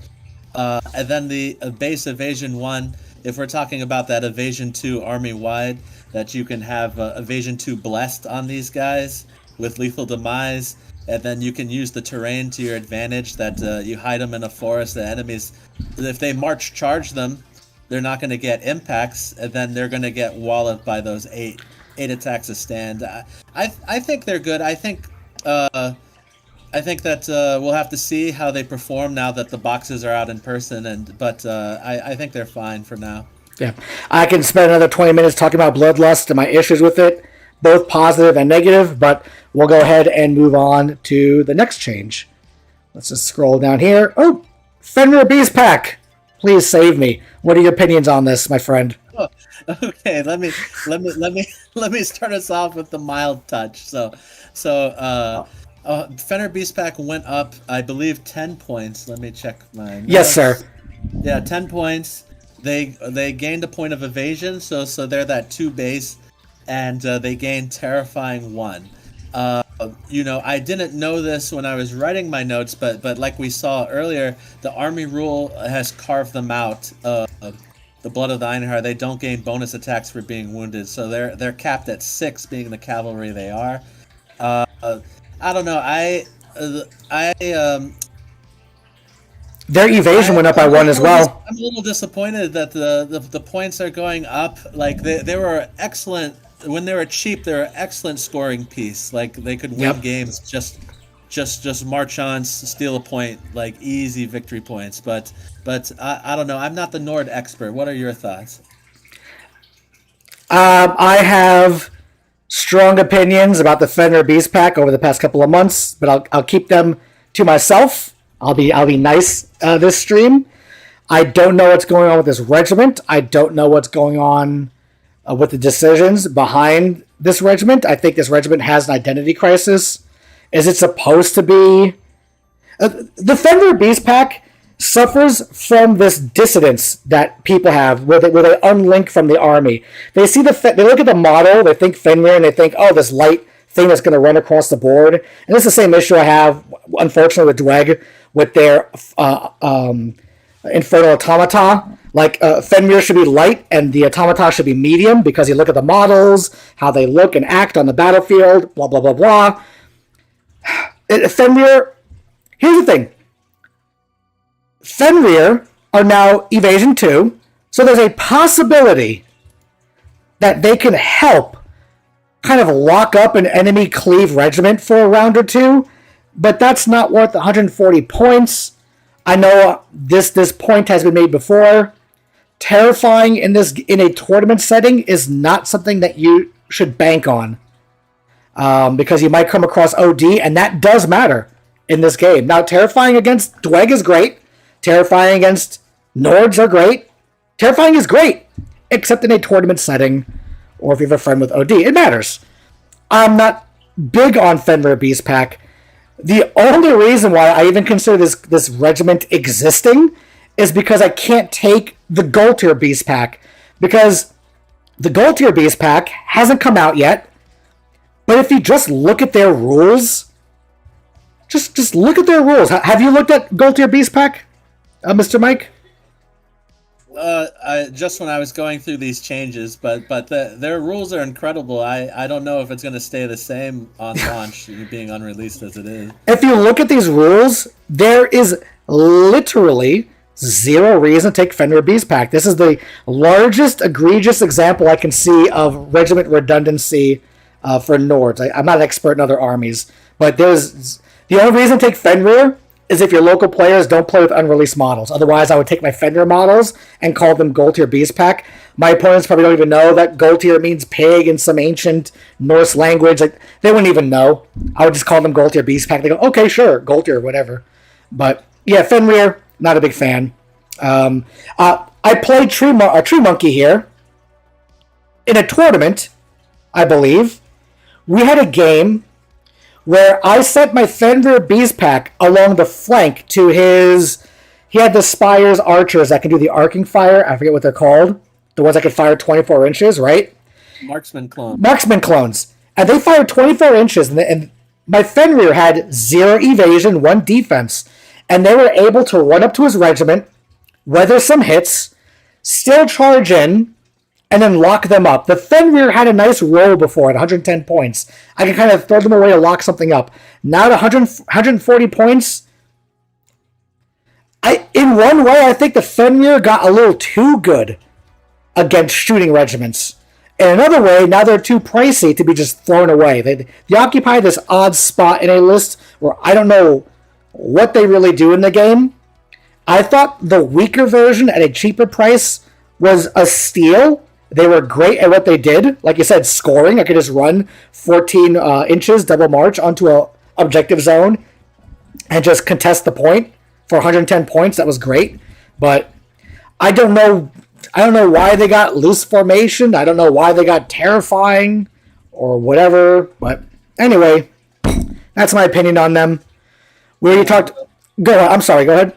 Oh, I was just going to say one more thing. Like right now, they you could use the shaman supremacy to vanguard them if you wish, but other than that, they don't benefit from the blooded supremacy. They have flank already. They don't benefit from the Jarl supremacy because they're not infantry and they already have opportunist. They don't benefit from the Volva supremacy. They're already evasion 2 with that points increase to follow. So. And then being cavalry, they don't benefit from blood of the Einarhar. So right now they're just sort of an oddball unit.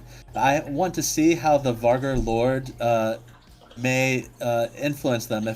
If maybe they have a new supremacy or something, we'll see what they do for the beasts in the army. So sort of on a holding period on these until we get the new HQ. Yeah. We already talked about the Gold Tier Beast Pack. It's a regiment that isn't out yet. It's going to change. I'm not too worried about it. We'll move on from that. What are the changes? Sea Jotnar went up 5 points, and its rules got cleaned up. The rules work as before. They just got cleaned up, and it went up 5 points. Perfectly fine. I have no gripes about this. With all the new Nord army rules. Sea Jotnars are probably stronger now than ever. What are your takes on this? Oh, on the only change on the Sea Jotnar was a point increase, and then but it also came with a nice buff in the form of the ice, flesh, and blood. That now the Sea Jotnar can literally stand in the ocean and not care. So I'm not upset with that points increase. And then my thought is that they're trying to shift power from the Jotnar being the center of power for the Nord faction to more of the infantry. So we're getting new infantry models like Ulfidnar. Huskarl is getting like buffs and points decreases. So I think they're trying to do a shift there. I have no problem with this change. Yeah, it's fine. I mean, if you still want to take Seas, they're going to perform better than they did before. It's just 5 points. I mean, fine by me. Sea Jotnar, in my opinion, is still the best out of the 3 because you take it for Fiend Hunter, and when it attacks the things it attacks, guess what? it basically has the old blood. It has flurry for its shooting, it has flurry for its charging, it has flurry for its impact hits, and it has flurry for its clashing. So the C is great for destroying brutes and monsters. I mean, mwah, chef's kiss. Moving on. Mountain Jotnar, uh-oh. 190 points. What are your opinions on this, kind sir? Well, the Mountain Jotnar, I believe, was underpriced at 170 with keeping the blood of the Einarhar and getting that speed 7 buff. Like you mentioned earlier, the March 7 buff was huge. People were already taking Jotnars, but then to get that buff with no point increase, like there was no reason not to run as many as possible. And you've ran it. The 6 Jotnar list, the meme list. I call it the Attack on Titan list, but this nerf was, I think, inevitable. A points increase to coincide with the March. They lost the blood, but they gained the terrain advantage, and they can still contribute to infantry getting +2 the charge distance if your Mountain Jotnars are in battle. So I think it's okay. I know a lot of people are upset over the points increase.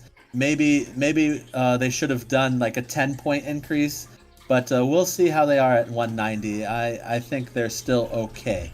But do you want to talk about your thoughts on Mountain Jotnar as opposed to the Berserks, that they're both 190 heavies? Well, did you have a thought on that comparison? Well, I'll get to that comparison in a second.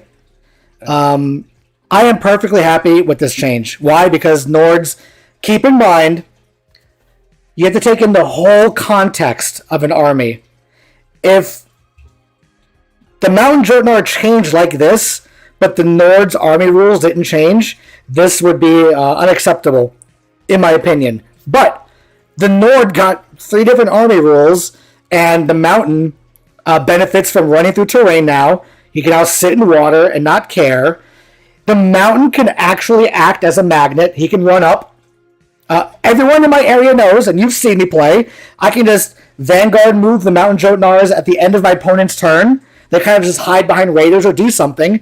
Then on my turn, I'll have my Mountain Jotnar go first, just charge an enemy regiment, and guess what? Now +2 charge to my whole army to that regiment. So, and the issue is that Mountain Jotnars, like all monsters, are on monster bases, and the monster bases are smaller than a 3-stand Ogre or 3-stand Berserk regiment. So monsters could actually maneuver better in this game than a 3 regiment that is not reformed into a 2-stand with the 1 behind it. So mountains were great at just getting in those little crevices between terrain and between regiments you couldn't get into before. I think that with the buffs to the army rules, that the Mountain Jotnars actually got a slight buff. I was making a list while the stream was going live. I still have 5 mountains in the list. I can now finagle more C's. So my Attack on Titan lost the little what do they call it? The little greedy Titan, or the Titan that's just not as big as the other Titans. He just is like a giant baby head. Yeah, I lost 1 Titan. I still have 5 more running around. My game plan is still going to be the same, only now I have +2 to my charges for all my raiders. I mean, I'm fine. This is wonderful. This is great. Do not be disheartened by the +20 points, guys. Do not be disheartened about losing Flurry for the Mountain Jotnar guys. You're going to be fine. Your Mountain Jotnars are still going to charge into the flank of enemy Thunder Riders, enemy Ashen Dawn, and still flip them off the table. Nothing has changed. You'll be just fine. Enjoy your Jotnar overlords. Now, as for a comparison to Berserks, the issue is that Berserks can come with Blessed. In the PDF, it says 30 points. In the Army Builder, it says 15 points. I don't know. You go by the PDF. They have to clean that up. I don't know which one they're going to go by ultimately. But either way, Berserks can get basically Flurry, Blessed, right? Mountain Jotnars don't. We'll just go down to... Did I skip the Bears? This is where these Berserks, right? All the shaman shenanigans. In my mind, right, when I make a list, the Berserks and Mountains are interchangeable, but I'm not pissed at either one. I can make a list of all Jotnars, and they'll perform differently because of the size of their stands, and the fact that they don't lose attacks as they take wounds.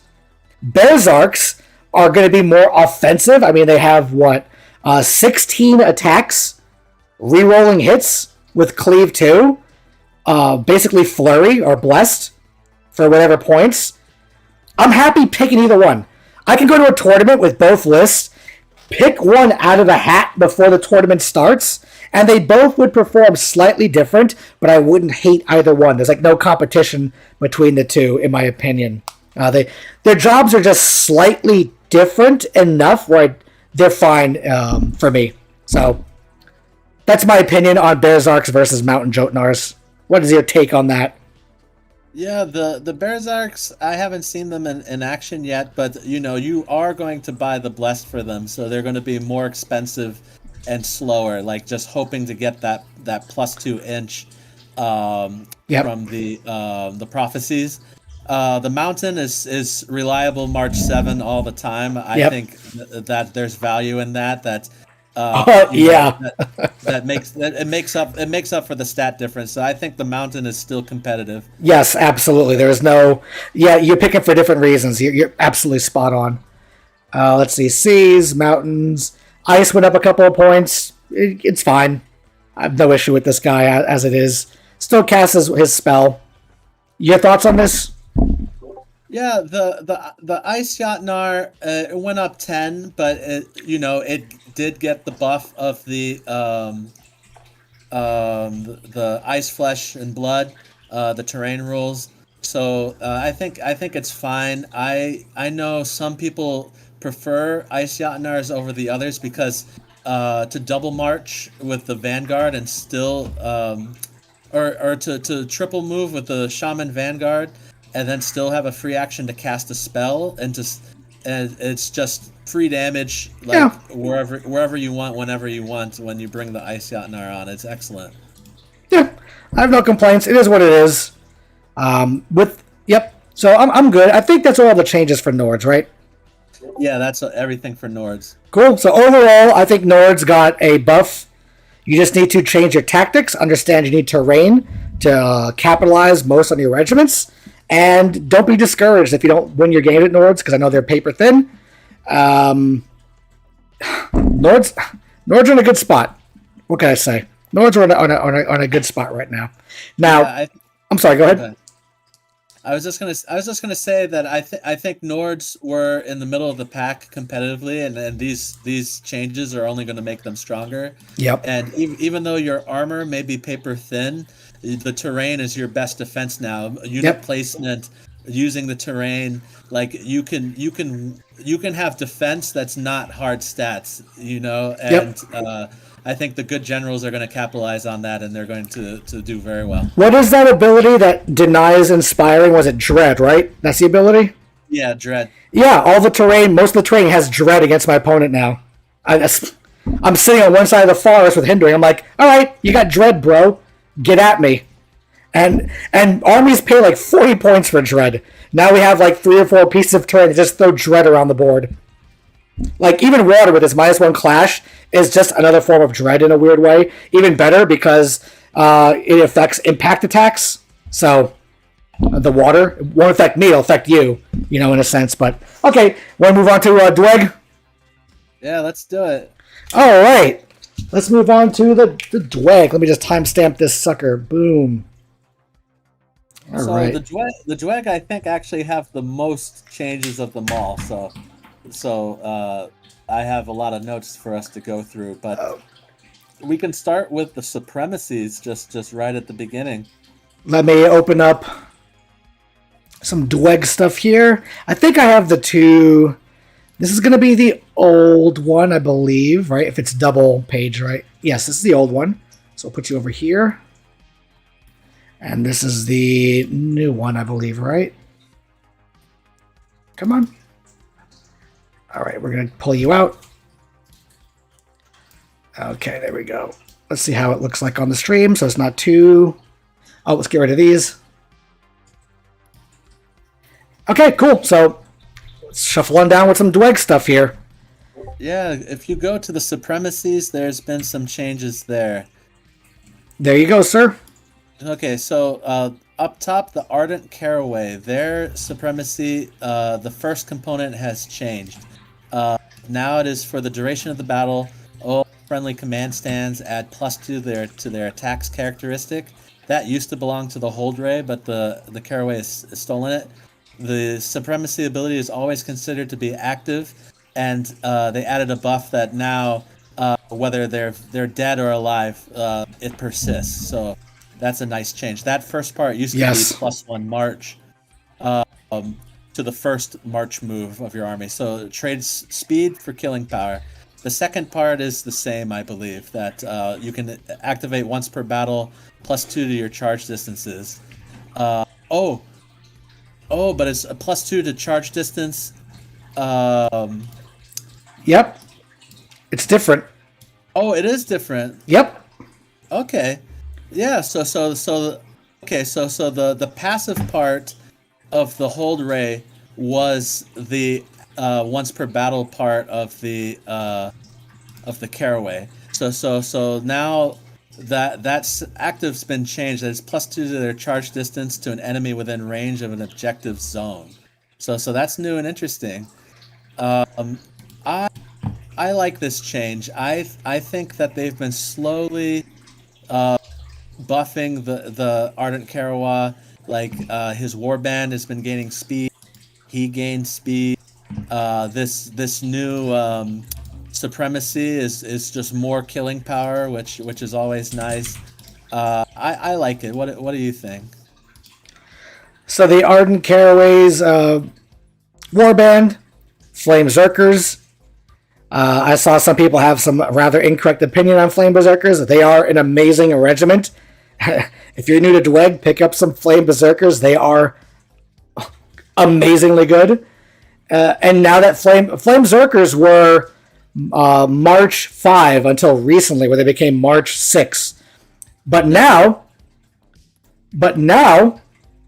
if your opponent has a regiment on an objective zone, that's like the Nord's army ability, where you get +2 to your charge, but for objective zones, and you don't have to be in range for it. It just happens.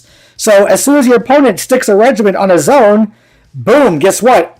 Your Flame Berserker is now 6 plus D6 plus 2.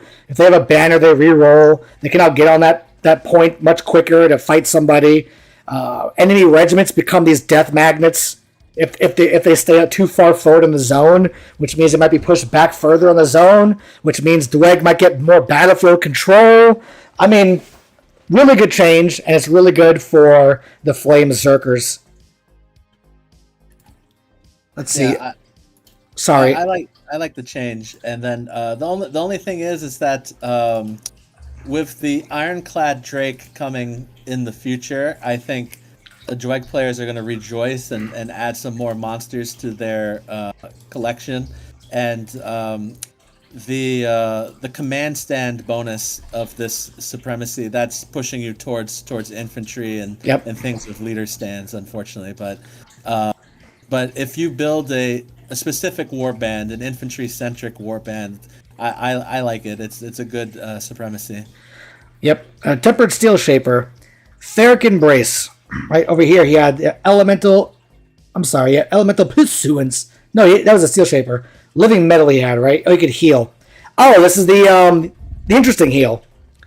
Theric Embrace. For the duration of the battle, each time a regiment or character stand in his army spends an elemental potency marker, that regiment or character stand heals 1 wound for each elemental potency marker spent to a maximum of 3 wounds. So, usually you use these markers to ignore damage, but now you're not only ignoring damage, you're also healing. Before, he would have a once per battle heal a friendly regiment for 6 wounds. The issue with that was that you had to have your regiments get wounded to a point where they wouldn't break, and then pass the turn so you could pop the supremacy. So it was very reactive, and reactive abilities are not good in war games in general. He now has a proactive ability. So now my 3 little ovens, my infernal automata, if they take wounds, I don't have to wait until my next round to heal them. Now I can just remove 2 tokens to ignore 2, and then spend those 2 to also heal 2. So I think that this, let's see. Say army spends, okay. Yeah. I think this is a great change. Tree Monkey says Ardent as Warlord means don't get freebie tokens. Which one?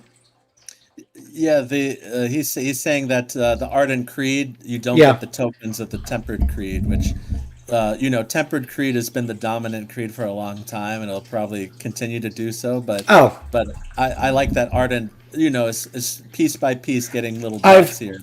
I've played a game against what's his face? I don't know, at our local store, and he brought an infantry-based Dweg army with the Ardent Karawa. He had that creed where he would ignore breaking, and that was so annoying to fight against. I don't know why more players don't run that. I couldn't break anything. I just couldn't do anything. It was annoying AF, as you young kids say. And I think that that's a slept-on ability that people should try at least once in their life. But yeah, Tempered Steel Shaper, Fairkin Brace, I like it. Really good change. The Tempered Steel Shaper, the change is fantastic, because the Steel Shaper was one of those characters that's languished for years and years until finally the Steel Shaper gave him a reason to exist. The Steel Forge, the ovens, they gave him a reason to exist, and then finally he emerged from his sarcophagus, because the supremacy. It used to be it'd heal 4 wounds, and then they buffed it to 6 wounds. And then I was like, are they going to buff it to healing 8 wounds? And nobody ever takes it, because, in your band, your army, you might have 7 or 8 regiments, and at any given time, you might have 2 that are dead, 2 that are alive, 2 that are waiting for reinforcements, and maybe 2 that are in combat hurt. And then you have to time the supremacy to activate it to maybe heal the 2 that are in combat hurt.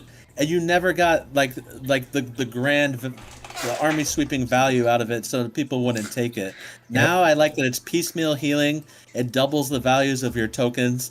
You're going to be using tokens for defense anyway, and you can heal at the same time. I think it's a great change. Holdray, in the presence of Nemancers. What was the change here? Big change here. Big change. Yeah, the plus 2 attacks to the command stands, that passive. Oh, okay, moved up here, right? Yeah, the Caraway stole that, so now their passive is plus 2 attacks on the command stands. Yep. Now the Hold Ray, you get a free Nemancer Apprentice, which is about 25 points of value.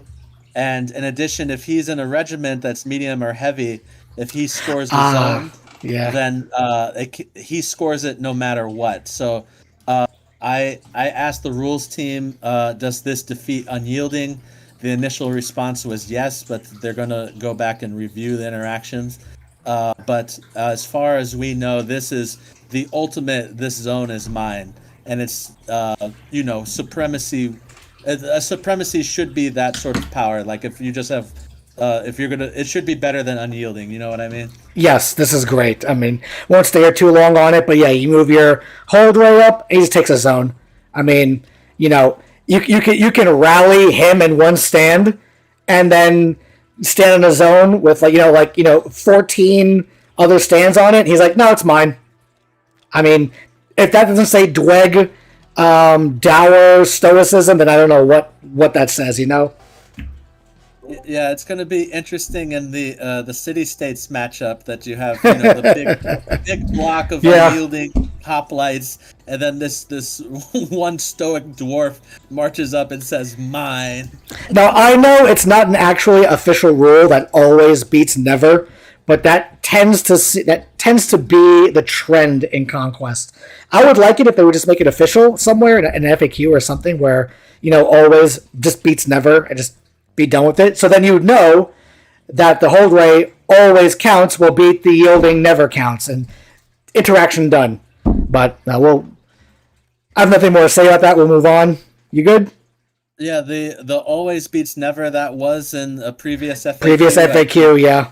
Yeah, and then in 2.0 they really streamlined the FAQs, but I think that's a worthwhile one to bring back. Yep.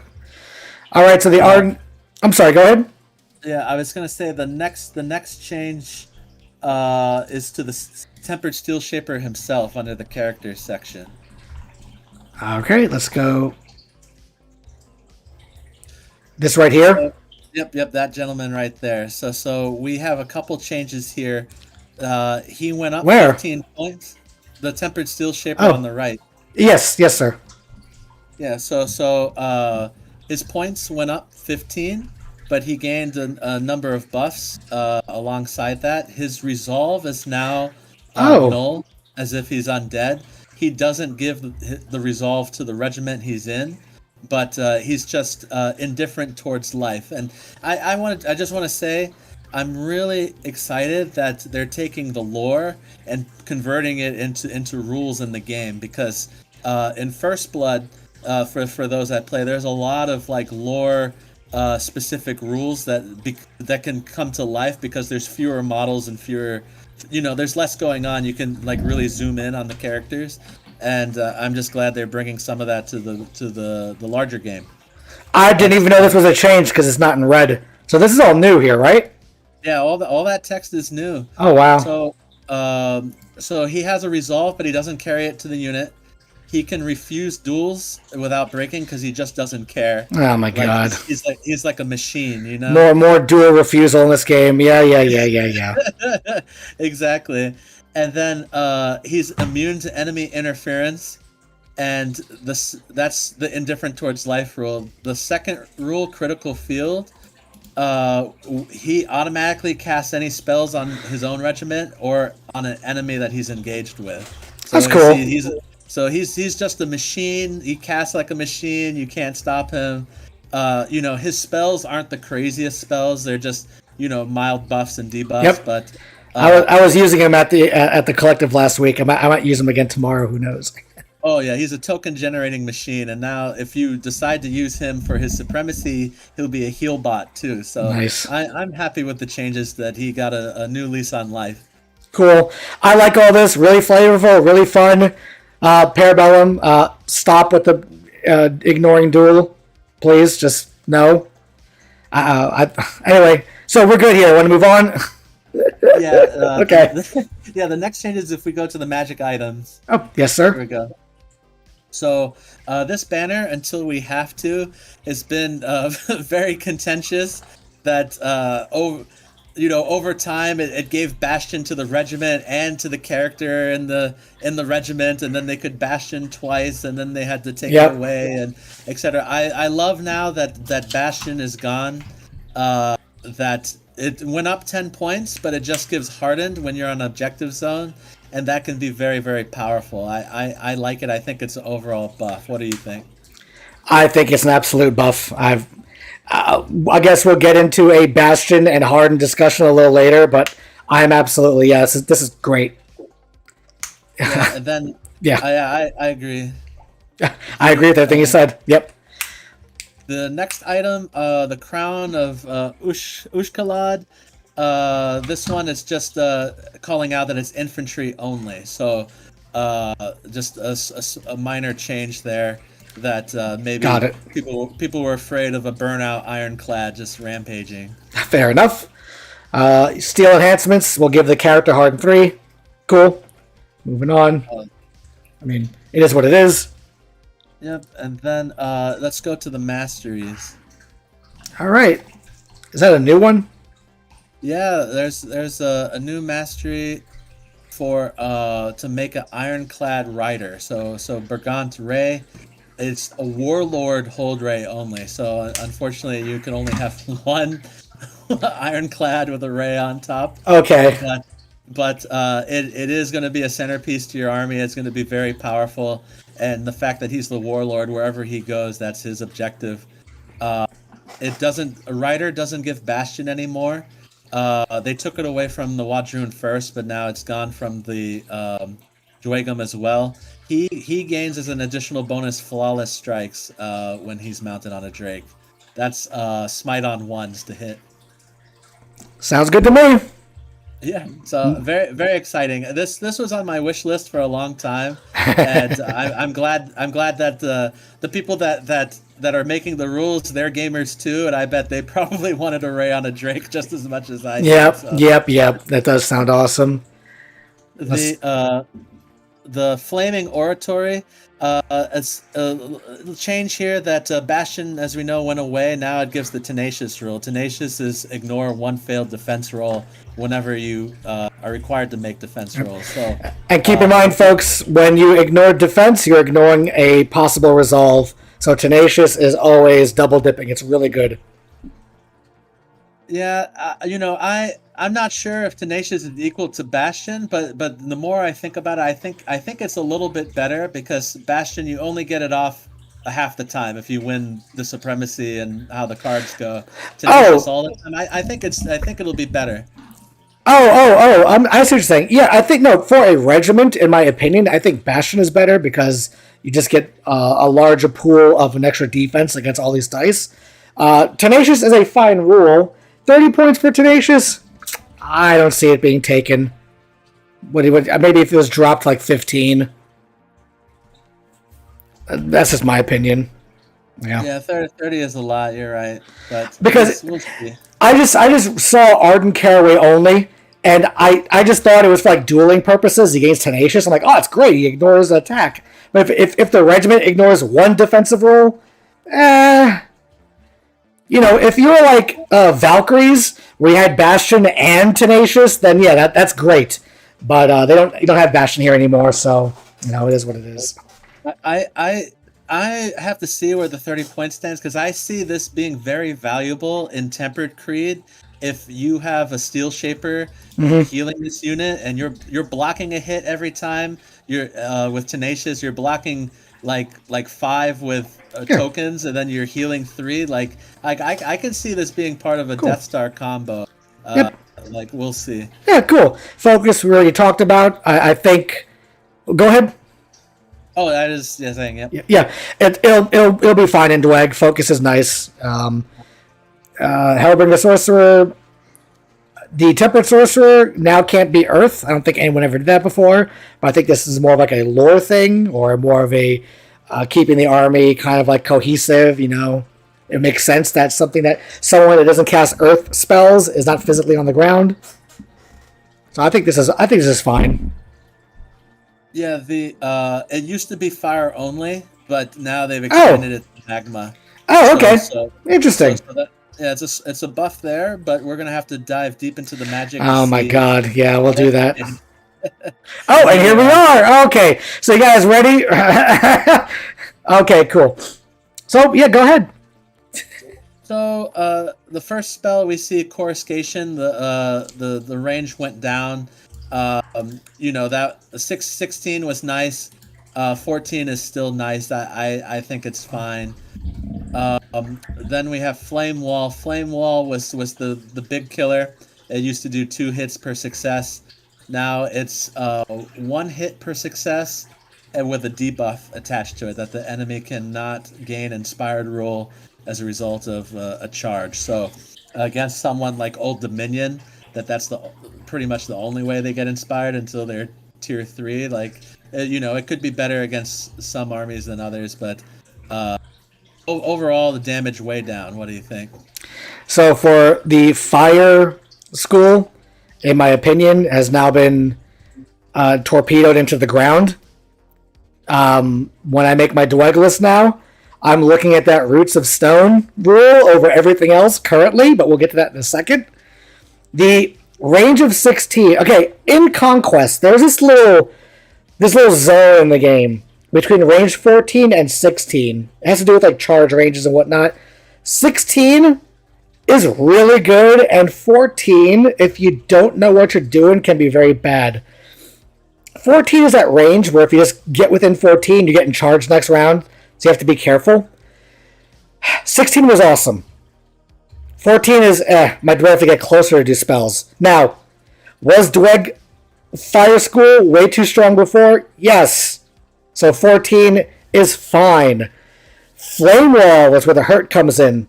Flame Wall would use to do 2 hits per success, and then more dice. So let's say you had a regiment with 3 files in it, and I successfully hit you with 6, because that's actually normal for Dweg. That would be 6. That'd be 12 plus 3. That's 15. Now it'll just be 6, and then you don't get inspired if you're charging. If you're already fighting me, you can just inspire, and this won't affect you. Flame Wall got turbo dumpstered into the ground. Am I saying that Dweg offensive magic is worthless? No. Dweg offensive magic was way too strong before. Now what you'll see are players taking, a double caster just to do Coruscation and Fireball.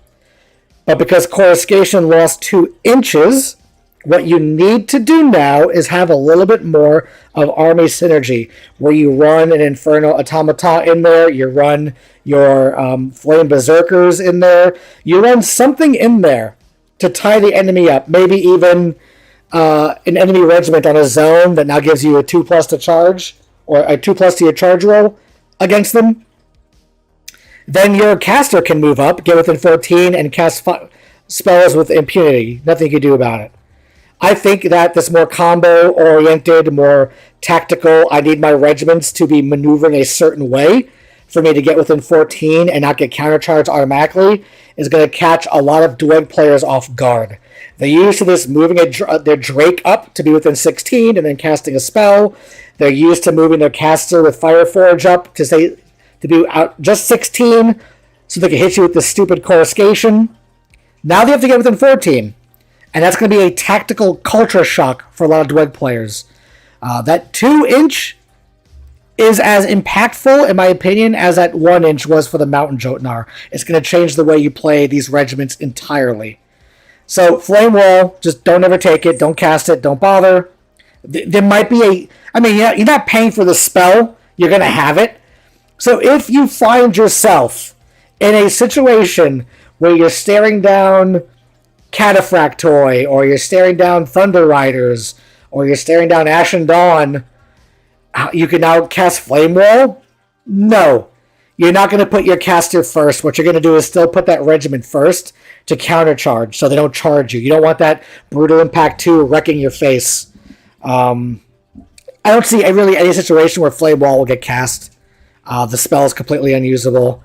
But the double casting of Coruscation and Fireball is still really powerful. So Dweg players, in my opinion, don't be discouraged about Fireball. Your casting is still strong. You just need a little better regiment movement and combo communication so you can get within ranged and not get countercharged. That's my opinion on the Fire School. Overall, Fire School is still fine. You just have to work for it. And I know a lot of Dweg players don't like working for it. Sorry, I'll stop. I just have to do that. That's my one dig at him. I'm moving on. Sorry. Well, I just want to say one more thing, that the Fire School was too strong before. It was the auto pick. Yes. Over the other schools. You would never take anything but fire, and it was so good you would take 2 sorcerers of fire. And just last week we played a game, and the sorcerer, one turn, it found a queen in Raptors, a 400-point unit, just flicked its fingers, gone. You get double the value every time you cast, 400 points a cast. So it had to go down, and it got power in other places when we talk about the heralds in a little bit. Yes, but it had to go down for the other schools to shine a little bit more. I agree. Tree Monkey says at 8 inches, you cast Flame Wall or Coruscation. That's it. I don't want to sit here for an hour and debate this because you could be correct. But remember that Coruscation is attunement 4, so you get more hits.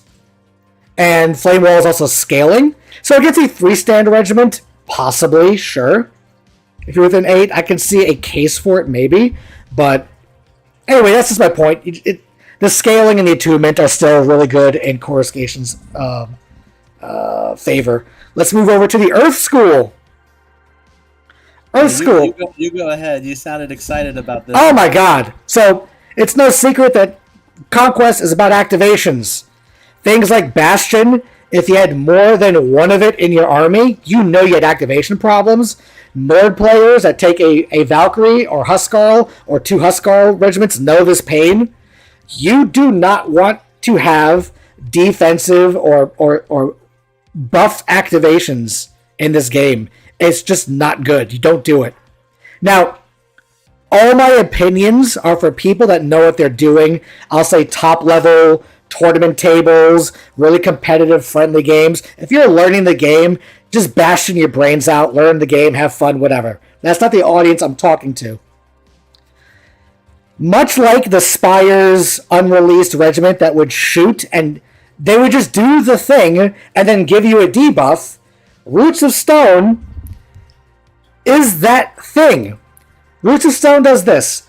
Target regiment that has not activated yet this round receives 2+ defense, but cannot do anything, right? Cannot perform a march, charge, reform, combat reform, or withdraw action. All they can do is volley and cast spells, really. That's all they can do, okay?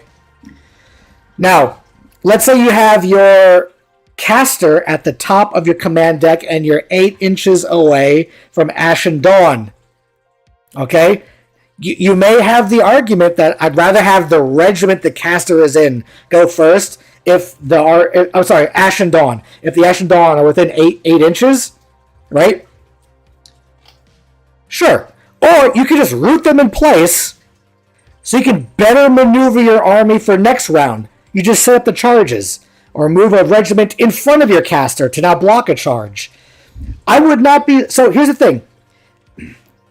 If my opponent goes first, he'll charge and do his thing. If I go, it's not wasted. Why? Because I could still pick a friendly regiment within 10 and give them +2 defense for a second charge they might take. Or I can now target another enemy regiment within 10, because this isn't like a 8-2 hit spell. You have 360 vision. As long as you're not looking through, size 2 regiments, blah, blah, blah. You can go ahead and debuff another regiment. So you don't feel like you lost an activation with this spell. So I really like this spell a lot.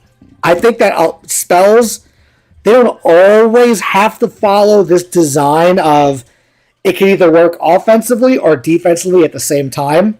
But I'm a big fan of Roots of Stone, and I could even see multiple Tempered Sorcerers being taken, so you could just pepper the enemy army with Roots of Stone, because guess what? They have to get on this zone to score, or they need to charge or whatever into an objective marker. Guess what? You're not doing that. You're not scoring.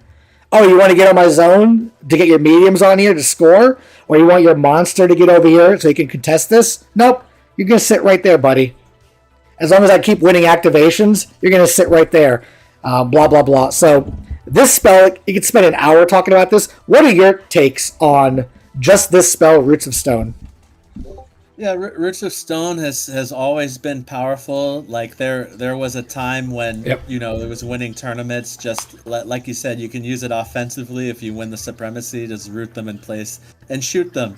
Like your guns have armor piercing 2 on your Fireforge. Like who cares about the +2 defense? Like your raiders are all said and done are still defense 1 or whatever.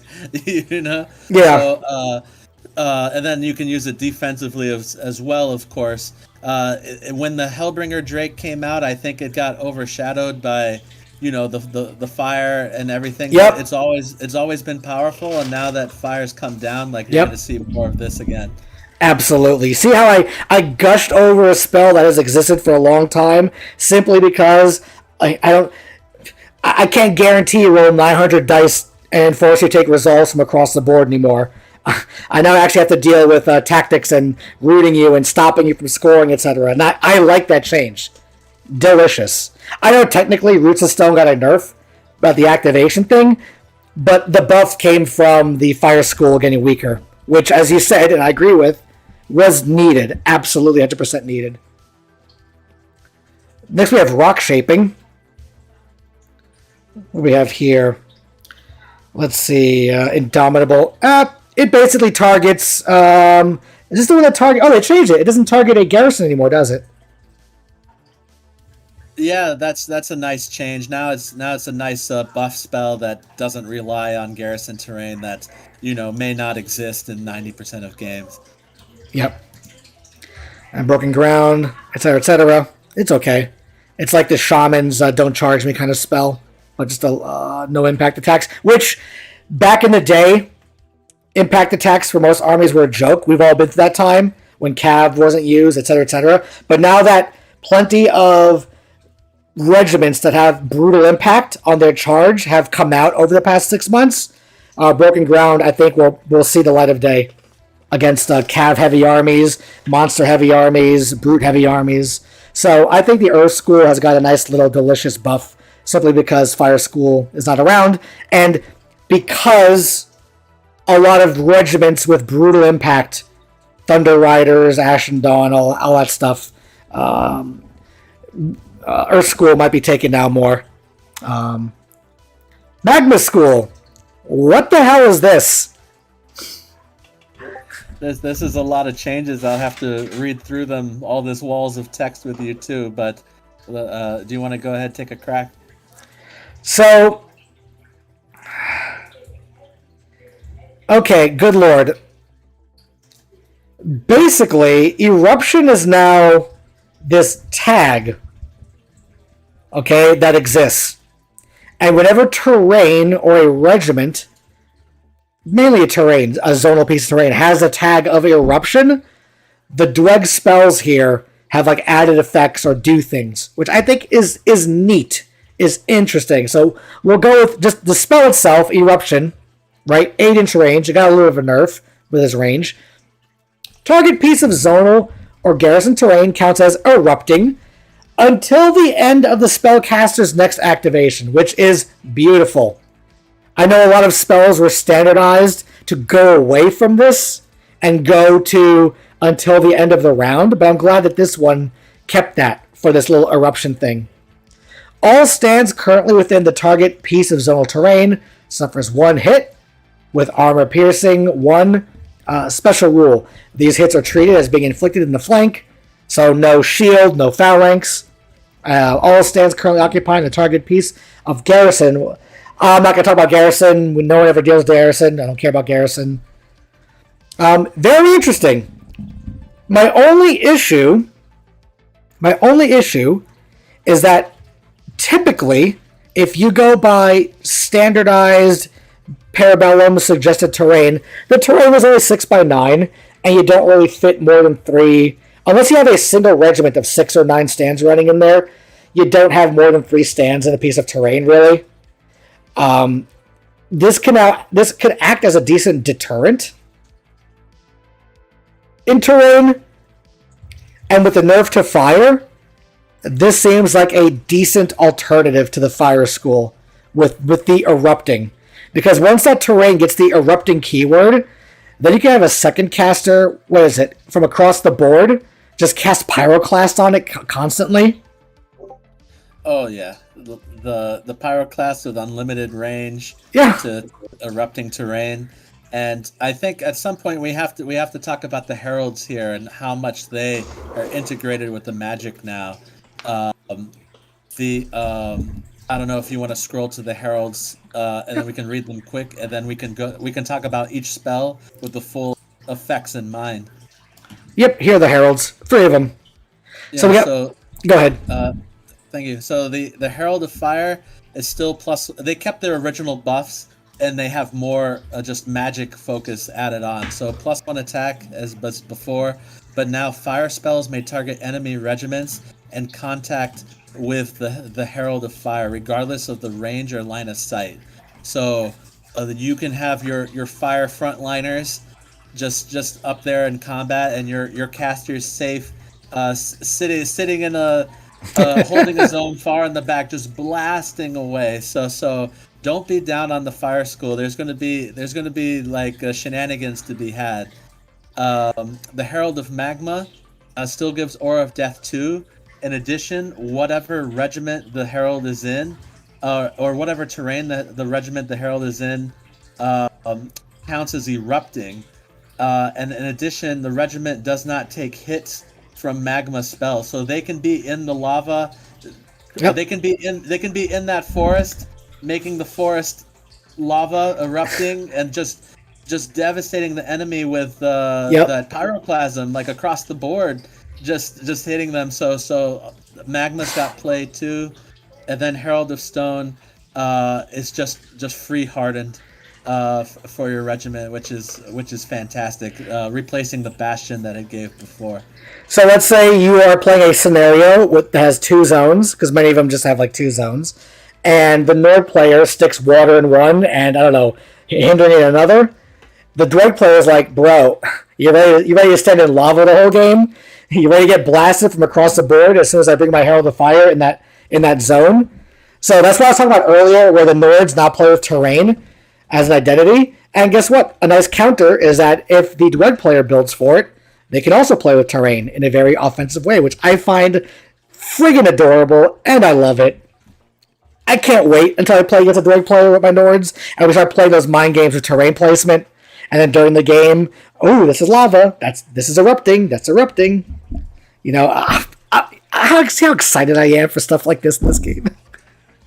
Yeah, I like. I've written about this before on the Discord, but I like that the power needs to come with complexity. Like, you can't just be I'm all defense 5 and I'm just gonna walk forward and win or whatever. Like, no, you can have powerful stuff, but it needs to be a finesse to it. And I like that the Dwegs and the Nords now with the terrain is becoming more relevant. They're playing 4D chess now. Yep. I like the changes a lot. I mean, to get your unlimited fire school spells range, you have to now work to get a dude in range, to get that off, which is awesome. I mean, you have to work for it. I like that. Great. So, Aura of Death is great in the zone. I mean, it's all good. This is all good stuff here. I love this stuff. This is good. Yeah, and I feel like there's going to be more play. Like, you can have Ardent Creed and still take some sorcerers.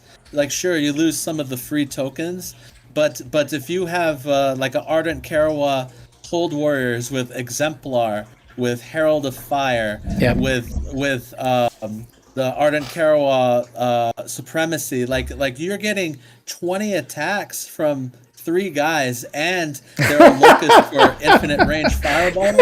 Like, it's there's room. Dweg players, don't get discouraged. I know we're going to talk about some of the nerfs of some of the regiments, but you got so much that you can finesse with. That oh my god, yes, absolutely.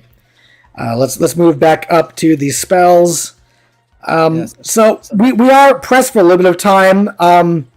Basically, eruptions deal with terrain, and once again, as we both said, with the appropriate nerf to the fire school, the other 2 schools can now shine, and you can now play your wonky combo builds and actually be successful with them in this game. Yeah. Yep, we can move on just in the essence of time, but I'm glad we explained the heralds so people can see what the spells do in the full context. Absolutely. Thank you for explaining the heralds and how they combo well with the rest of the Dweg army and their spell casting and their terrain rules. It's all really fun and good stuff. Let's see. Tempered Steel Shaper basically got Tempered Plate. He basically gets the Harden +1 until end of round to a maximum of 2. Cool. Harden's good. Yeah, could combine that with the Herald of Stone if you want, and you can give any regiment Hardened 2 just from nothing. So, Yep. uh, Steel Shapers are good now, like with the good supremacy, good warband, like you'll see them. Yep. And let's go ahead and start scrolling through some regiments. Yeah, Let's so see. so my notes here, Herald of Fire went up plus 5 points on Ballista Fireforge. Wait, I'm sorry, real quick. Did initiates get +1 attack recently, or was this Yeah, before? yeah. The initiates were historic. They were nerfed to 3 attacks, but now they've been brought back to I 4 with no price increase. So it's I just love emphasizing this.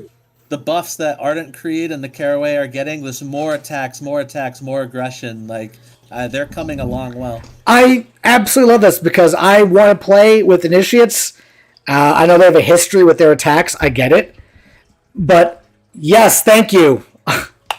Oh my god, I'm so happy with that. I love those models. I think they're some of the best models in the entire line. Thematically, how the dwarves in the front have shields and the dwarves in the back have spears sticking through them. I love that regiment. It's so beautiful. Yeah, Wardens got a points increase, but a march increase as well. Is that correct? absolutely. Uh, it, I'm not a big fan of Wardens. For me, they're that regiment that kind of just trolls in the center. Like, eh. I've never used them before. I have really no opinion on Wardens. Do you have any opinions on Wardens? Yeah, I think that they're a quality mainstay, and the March 6 just makes them even more quality. Like a 10 point increase for March 6. Like I don't know if that's what they're valuing March at like 10 points. Like we're gonna see the Inferno Automata change in a moment, but yeah, I think Wardens are a quality mainstay. If you want a killer unit than the Initiates. Unfortunately, we might get. I mean, we could talk about this now or in a bit if you want, but in my opinion, just like how the Conniger's warlord ability of giving your army terrified on the charge is ineffective in a tournament setting because of OD, in my opinion, Cleave 1 has pretty much been nullified because of the Dweg hardened one change. I'm sitting with the trolls for Nords. I'm not a big fan of Cleave 1 at the moment. I think Is now the time to talk about cleave and defense and evasion, or yeah. Sorry about the green screen, folks. My cat is now attacking the green screen. But whatever, I'll let her play with it. But yes, go ahead. Let's talk about it. so one of the big things is we're going to see in a moment that Steel Forge, their defense dropped to 4 as a faction design.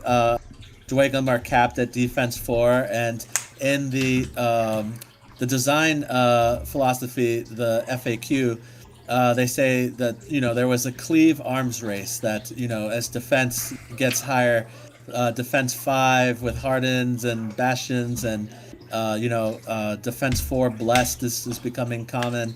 They wanted to combat that by lowering down the defense numbers and make cleave less important. That now, if you have quantity of attacks, you're against defense 4, you're going to get twice as many through as against defense 5.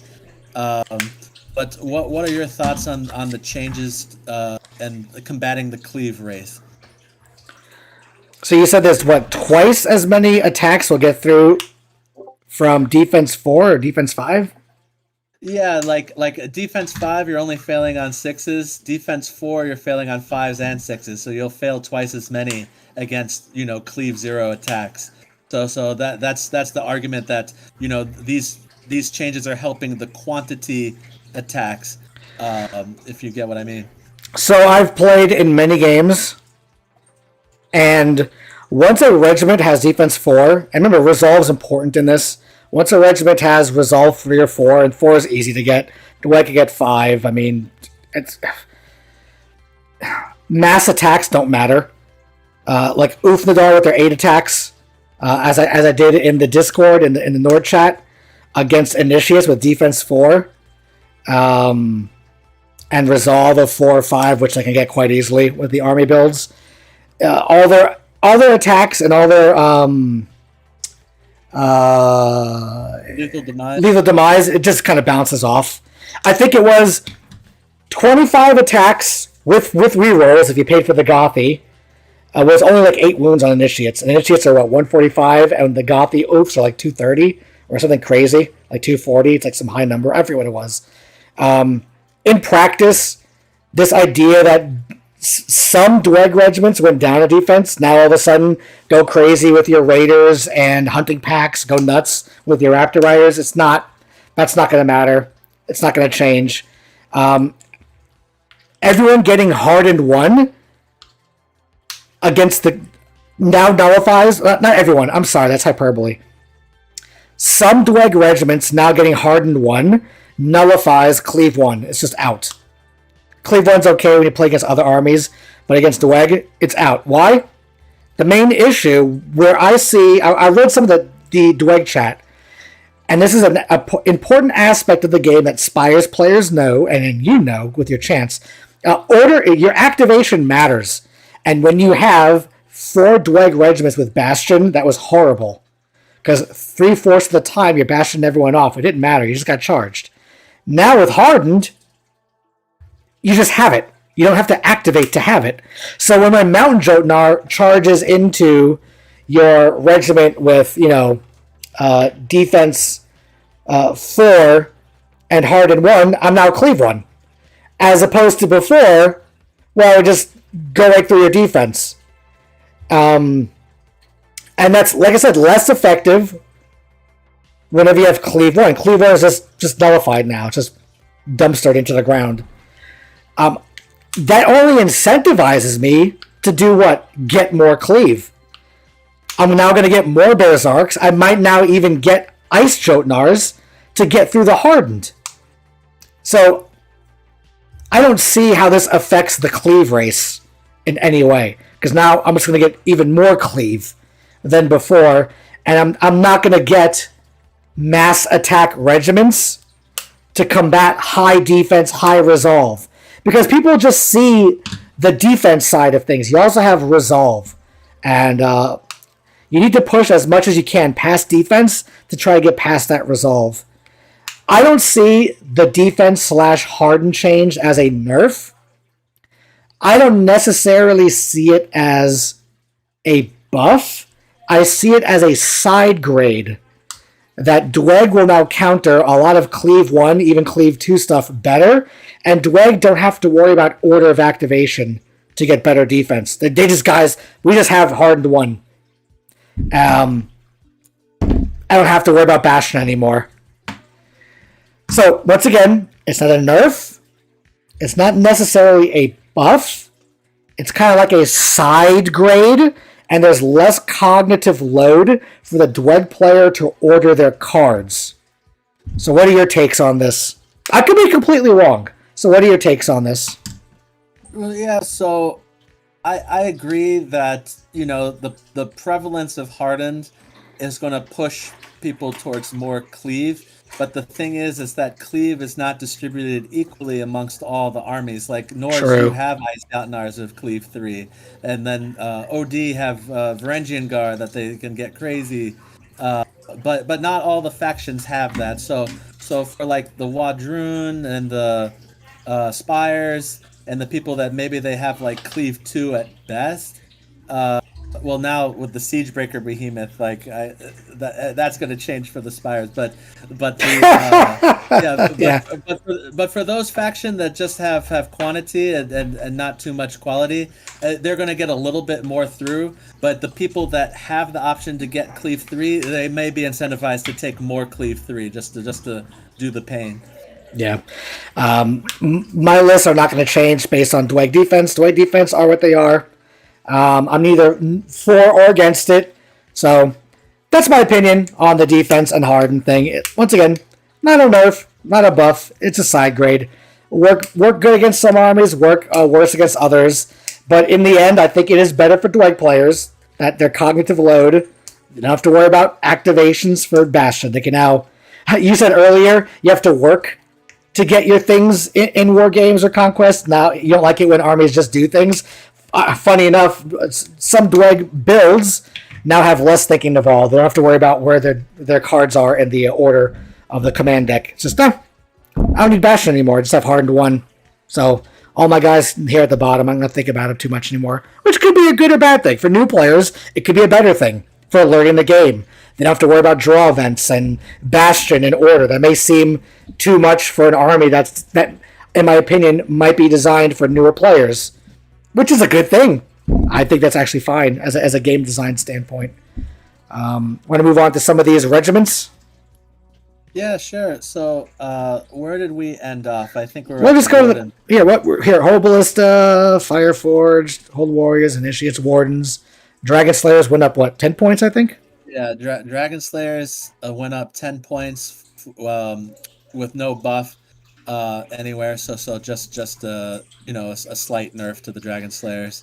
I mean, it could be maybe that they're valuing their cleave higher than before. That now that cleave 3 is more meaningful in a mirror match. Yep. Yes, absolutely. Hold Thanes went up 10 points, I believe, or 20.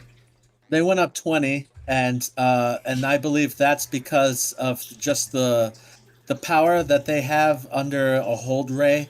That this regiment, you can easily make them Hardened 2 base, and once they're on a zone, that zone is theirs forever, and you're never going to outduel the hold ray to get him off the zone, unless you build the King of Cunning Gears. No one is. So the hold ray is not going anywhere. Yeah, so that's my thoughts behind this price increase. That they just have so much potential that they wanted to account for that. For me, I always go to Initiates as like the go-to defensive regiment. These guys are the same. They have defense 3 with shield. That's 4. Yeah, they're defense 4. With okay. Yeah, you're right. Nope, you're right. I agree with you. Whole thing's pretty nice. Moving on, Stoneforge went down a defense, perfectly fine. Nothing really to say about that. Yep. Inferno Automata. Alright, so Inferno Automata went up 10 points, and they went down 1 March, and they went down 1 Clash. Do you have an opinion on this, or do you want my opinion on it first? Well, I can give my opinion first, to be fair. I put you in the spot earlier, so... Okay. The Inferno Automata, speed 8 and that Clash 3 on a light, like, they were in most Dweg lists as just an objective killer with the impacts. Just a light with impacts, and the speed 8, it was sort of army archetype defying, that you're like, oh, Dwegum are slow. No, they're not. Speed 8 fluid. more if you took the old Caraway Supremacy Speed 9 on the first March. I like the changes. I think people. I know you run a lot of Inferno Automata. They're quality. I think some will still run them as objective tools, but I agree with the change. I think they're a little too fast and strong before. I mean, you played against that list last week, and guess what? I still have that same list. I'm not changing it. Inferno Automata are still great. It's the light. It's the light that does it. I mean, please. I'm still going to run 1 regiment of 4 and another regiment of 5, and still going to run up and piss my opponent off and get in their face and gum things up and charge the back line and do all sorts of weird stuff. Funny enough, when I played against you, I was moving them as if they had March 7. When I was marching them, I was only doing 14 each time. Yeah. So for the audience, it was a lopsided game that, turn 1 I got a light, and my reinforcement rolls weren't good. Like turn 1 he had six or 7 cards, and by turn 2 he was staring at my table edge. So Dweg are not slow, but this is pushing them in the right direction, I think. Yeah, once a Nord player, always a Nord player. Get everything on round 1, and there you go. I'm perfectly fine with this change. This was needed. Inferno Automata were not okay how they were before.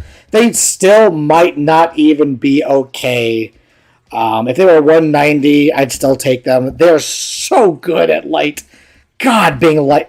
I'm going to stop gushing over this regiment. Yeah, they needed everything they got. Absolutely. And to be honest, I played them as if they had March 14, so this nerf to me didn't even bother me. I'm like, cool. That's what I'm doing anyway. I wasn't going 16 inches anyway, so whoops. That's funny. I didn't even notice. Yeah, I'm so bad at this game, legitimately. All right, let's move on to Steel Forged. They're not out yet, right? Steel Forged. No. These are the ovens. Oh, they're the ovens. Oh, I keep forgetting all these steels, and I play Nords, and half my regiments have the same name as like Wadroon and Dweg stuff. Steel this, Chosen this. My brain's a toilet with these names. So yeah, Steel Forged, defense 4, great, much needed. Evasion 1, why? Put him back to 0, please, for the love of God. Why? I don't understand this. They're so good. I'm not going to say... Go on, I'm sorry. I was just going to say the Evasion 1 is key. That lets them interact with the tokens against smites. I didn't even think of that. Good lord. Yeah, the Defense 5 I think was a little overtuned. I think Defense 4 is healthy for the game. Yes. That just leaves like some other units like Ashen Dawn, Defense 4 Blast is the outlier in defense. But I think don't get discouraged with the Steel Forged because the Steel Shaper, the supremacy is so much better that you can heal these guys like you never could before. I think that some players will find value in that. Yeah, you're correct. With the Steel Shaper, if you take him with these guys got like a little buff. Instead of waiting to hope this regiment didn't break so you can heal them during your supremacy, now you can just heal whenever you need. Oh, I only dealing me two wounds? Cool, I'll take a couple resolves. I'll take another one. Wow, cool, I took 3. Great. Next time you hit me with 5, okay, I'm going to remove 3 tokens, ignore 3 of them, and then heal 3. So I'm just going to take I'm going to roll for 2 of them now. I mean, yeah. Perfectly fine. I like the build diversity that the Dweg have now, that they're not so reliant on their offensive magic, which they still can be with the proper herald and the proper position, but you have to work for it, which I appreciate a lot. I like that. Parabellum's been knocking out of the park lately, except with Fenrir, but besides that, they've been knocking out of the park lately. Sorry. Great changes all around. Ironclad Drake, that's not out, is it? No, they previewed the model. It looks fantastic. Oh yeah, that's the one with the 2 banners on the side, right? Yeah, 2 banners on the side. Okay. You can have a corpse riding it for free, or you can upgrade to a living ray on top. Fair enough. This guy looks 220 points. Let's see, 12 attacks, cool. 17 wounds, cool. 3 defense. Did it go up in defense or down? I don't know. The defense. It'll be here. Down 1. Yeah, okay. The points went up 10. The defense went down 1. Attacks went down 1, and the wounds went up 3. So let's see. I was going to compare this to a Mountain Jotnar. All right, cool. I know Mountain Jotnar has... They have army rules. I get that. This is like a fair comparison. Let's see. Cleave 2, Relentless Blow is fine. Impact 6. Unstoppable, Brutal Impact. Fine. Same stuff. 30 points more. But it doesn't ignore terrain. And it doesn't get the +2 charge. Unless I'm on a zone, then you get it if you have the proper warlord. Fine. Looks fine to me. And then you put a dude on top of it that's going to mash you in combat. Yeah. Yeah, the ironclad I see is just pure value. Like I think every Dweg player will probably buy one since you can only have one warlord mounted on it. But yeah, it has good attacks, good defense. It does damage on the charge. And then they added this buff. If you see it on the bottom, Agam is eternal. Oh, that's not in red. I'm sorry, I missed that completely. Yeah, it's a new buff that characters in command stands within 8 inches get flurry. So when you put the Ray on top, he gets flurry for free. And when you have those 10 attack command stands, like and if you're Ardent Creed or whatever, well. Never mind, because the Ray has to be the warlord. But yeah, your powerful command stands the command stands in Dwegum can declare duels. Like you're just giving flurry. It's just a whirlwind of death all around this guy. Wow, that's amazing. I like that. And we already talked about the heralds. Draw event stuff doesn't really matter. Yep, and that's it, I think. Cool. So before you give your opinion, before we close this out, on a scale of 1 to 10, what do I think about all these changes for the health of the game, for both new players and competitive players, for people who like lore in their rules, they like their armies to function as they would in a story. I will give this, let's see, a 9.5 out of 10 easily. 9.5 out of 10 easily. Nords got reshuffled. They might have even got a buff with all their army rules. Dweg got shuffled around to incentivize different builds. And Dweg, in my opinion, can be still as defensive as before. Spires got some buffs. I mean, they might have lost a couple of evasion points here and there, but whatever. Their brutes already have evasion for the most part. But now they can put clash in different places. Their one dude can do range attacks with a buff. 9.5 out of 10 for today. That's my opinion for the overall health of the game. What are your opinion? What's your opinion? Yeah, I agree. This is a great change, and just going through it in the stream was so much fun. Like the changes, I'm like, oh, this is great, or oh, I love that. Oh, they put lore in here. It was great. I also rated a 9.5. My only wish is that they had done like such an infusion of lore for all the 7 factions, but they just picked 3 for this update, and we have to be happy with that. And can you guess why I didn't give it a 10? I kind of gave it away, but can you guess why? I know. You think somebody has it out for the Fenner Beast pack. Yeah. But that someone's just kicking that puppy around. Leave the thing alone. I have 6 stands of these guys. I want to use them. Please leave these Fenrirs alone. I love those models. They look sick AF. All right, as you kids say, watching my language, right? But yeah, other than that, yeah. So thank you all for watching. Do you have any more parting words? Any events? I know over here, before I forget, I had this earlier on, but Crucible in a week and a half, right? In a week and a half. If you guys are in the Orlando area, that gentleman, Agrio, if you're still around, I don't know. Maybe if Mike and Agrio get in contact, you could talk to him about Crucible. I don't know. But yeah, Crucible here in Orlando in a week and a half. Still plenty of open spots for the Friday duel, meaning 2 players per team against other players. So you're playing as a team. That's on Friday, the 30th. I'm sorry, Friday the 29th. And the singles tournament will be on Saturday, September 30th in Orlando. Crucible. Check it out. Also, you go ahead. Do you have anything you want to say, kind sir? No. Thank you so much for having me. And yeah, if you're in Central Florida, reach out on the 2+ Charge Discord, and we'll get you connected. And I hope to see you guys playing games. Well, my Discord is private. It's not really up for the channel. I know it's a little weird. That's why it only has 8 people in it. At some point, I'll open it up, but there is the Parabellum Discord that you could contact either I or Mike on. Okay, I'm there as 2+ Charge, and he's on there as Mike, right? What's your Discord name there?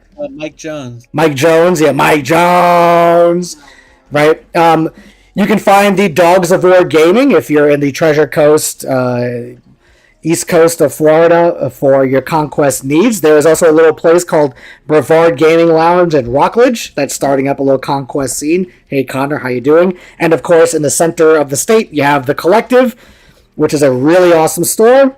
And Mr. Mike Jones here runs the events there. Come play Conquest. So at Dogs of War, we typically do Conquest on Mondays. At Collective, we do Conquest on Tuesdays, and we'll see what will happen at the Brevard Gaming Lounge. More Conquest, the more better, So, yep. Also, don't forget, guys, if you have any questions, just send me an email. That's right there, 2+Charge at Gmail. And of course, I like money, 2+Charge at Patreon. I want to do more of these weekly. I won't always have a guest on, but I would like to have guests on for certain topics and whatnot. Anyway, thank you all for watching.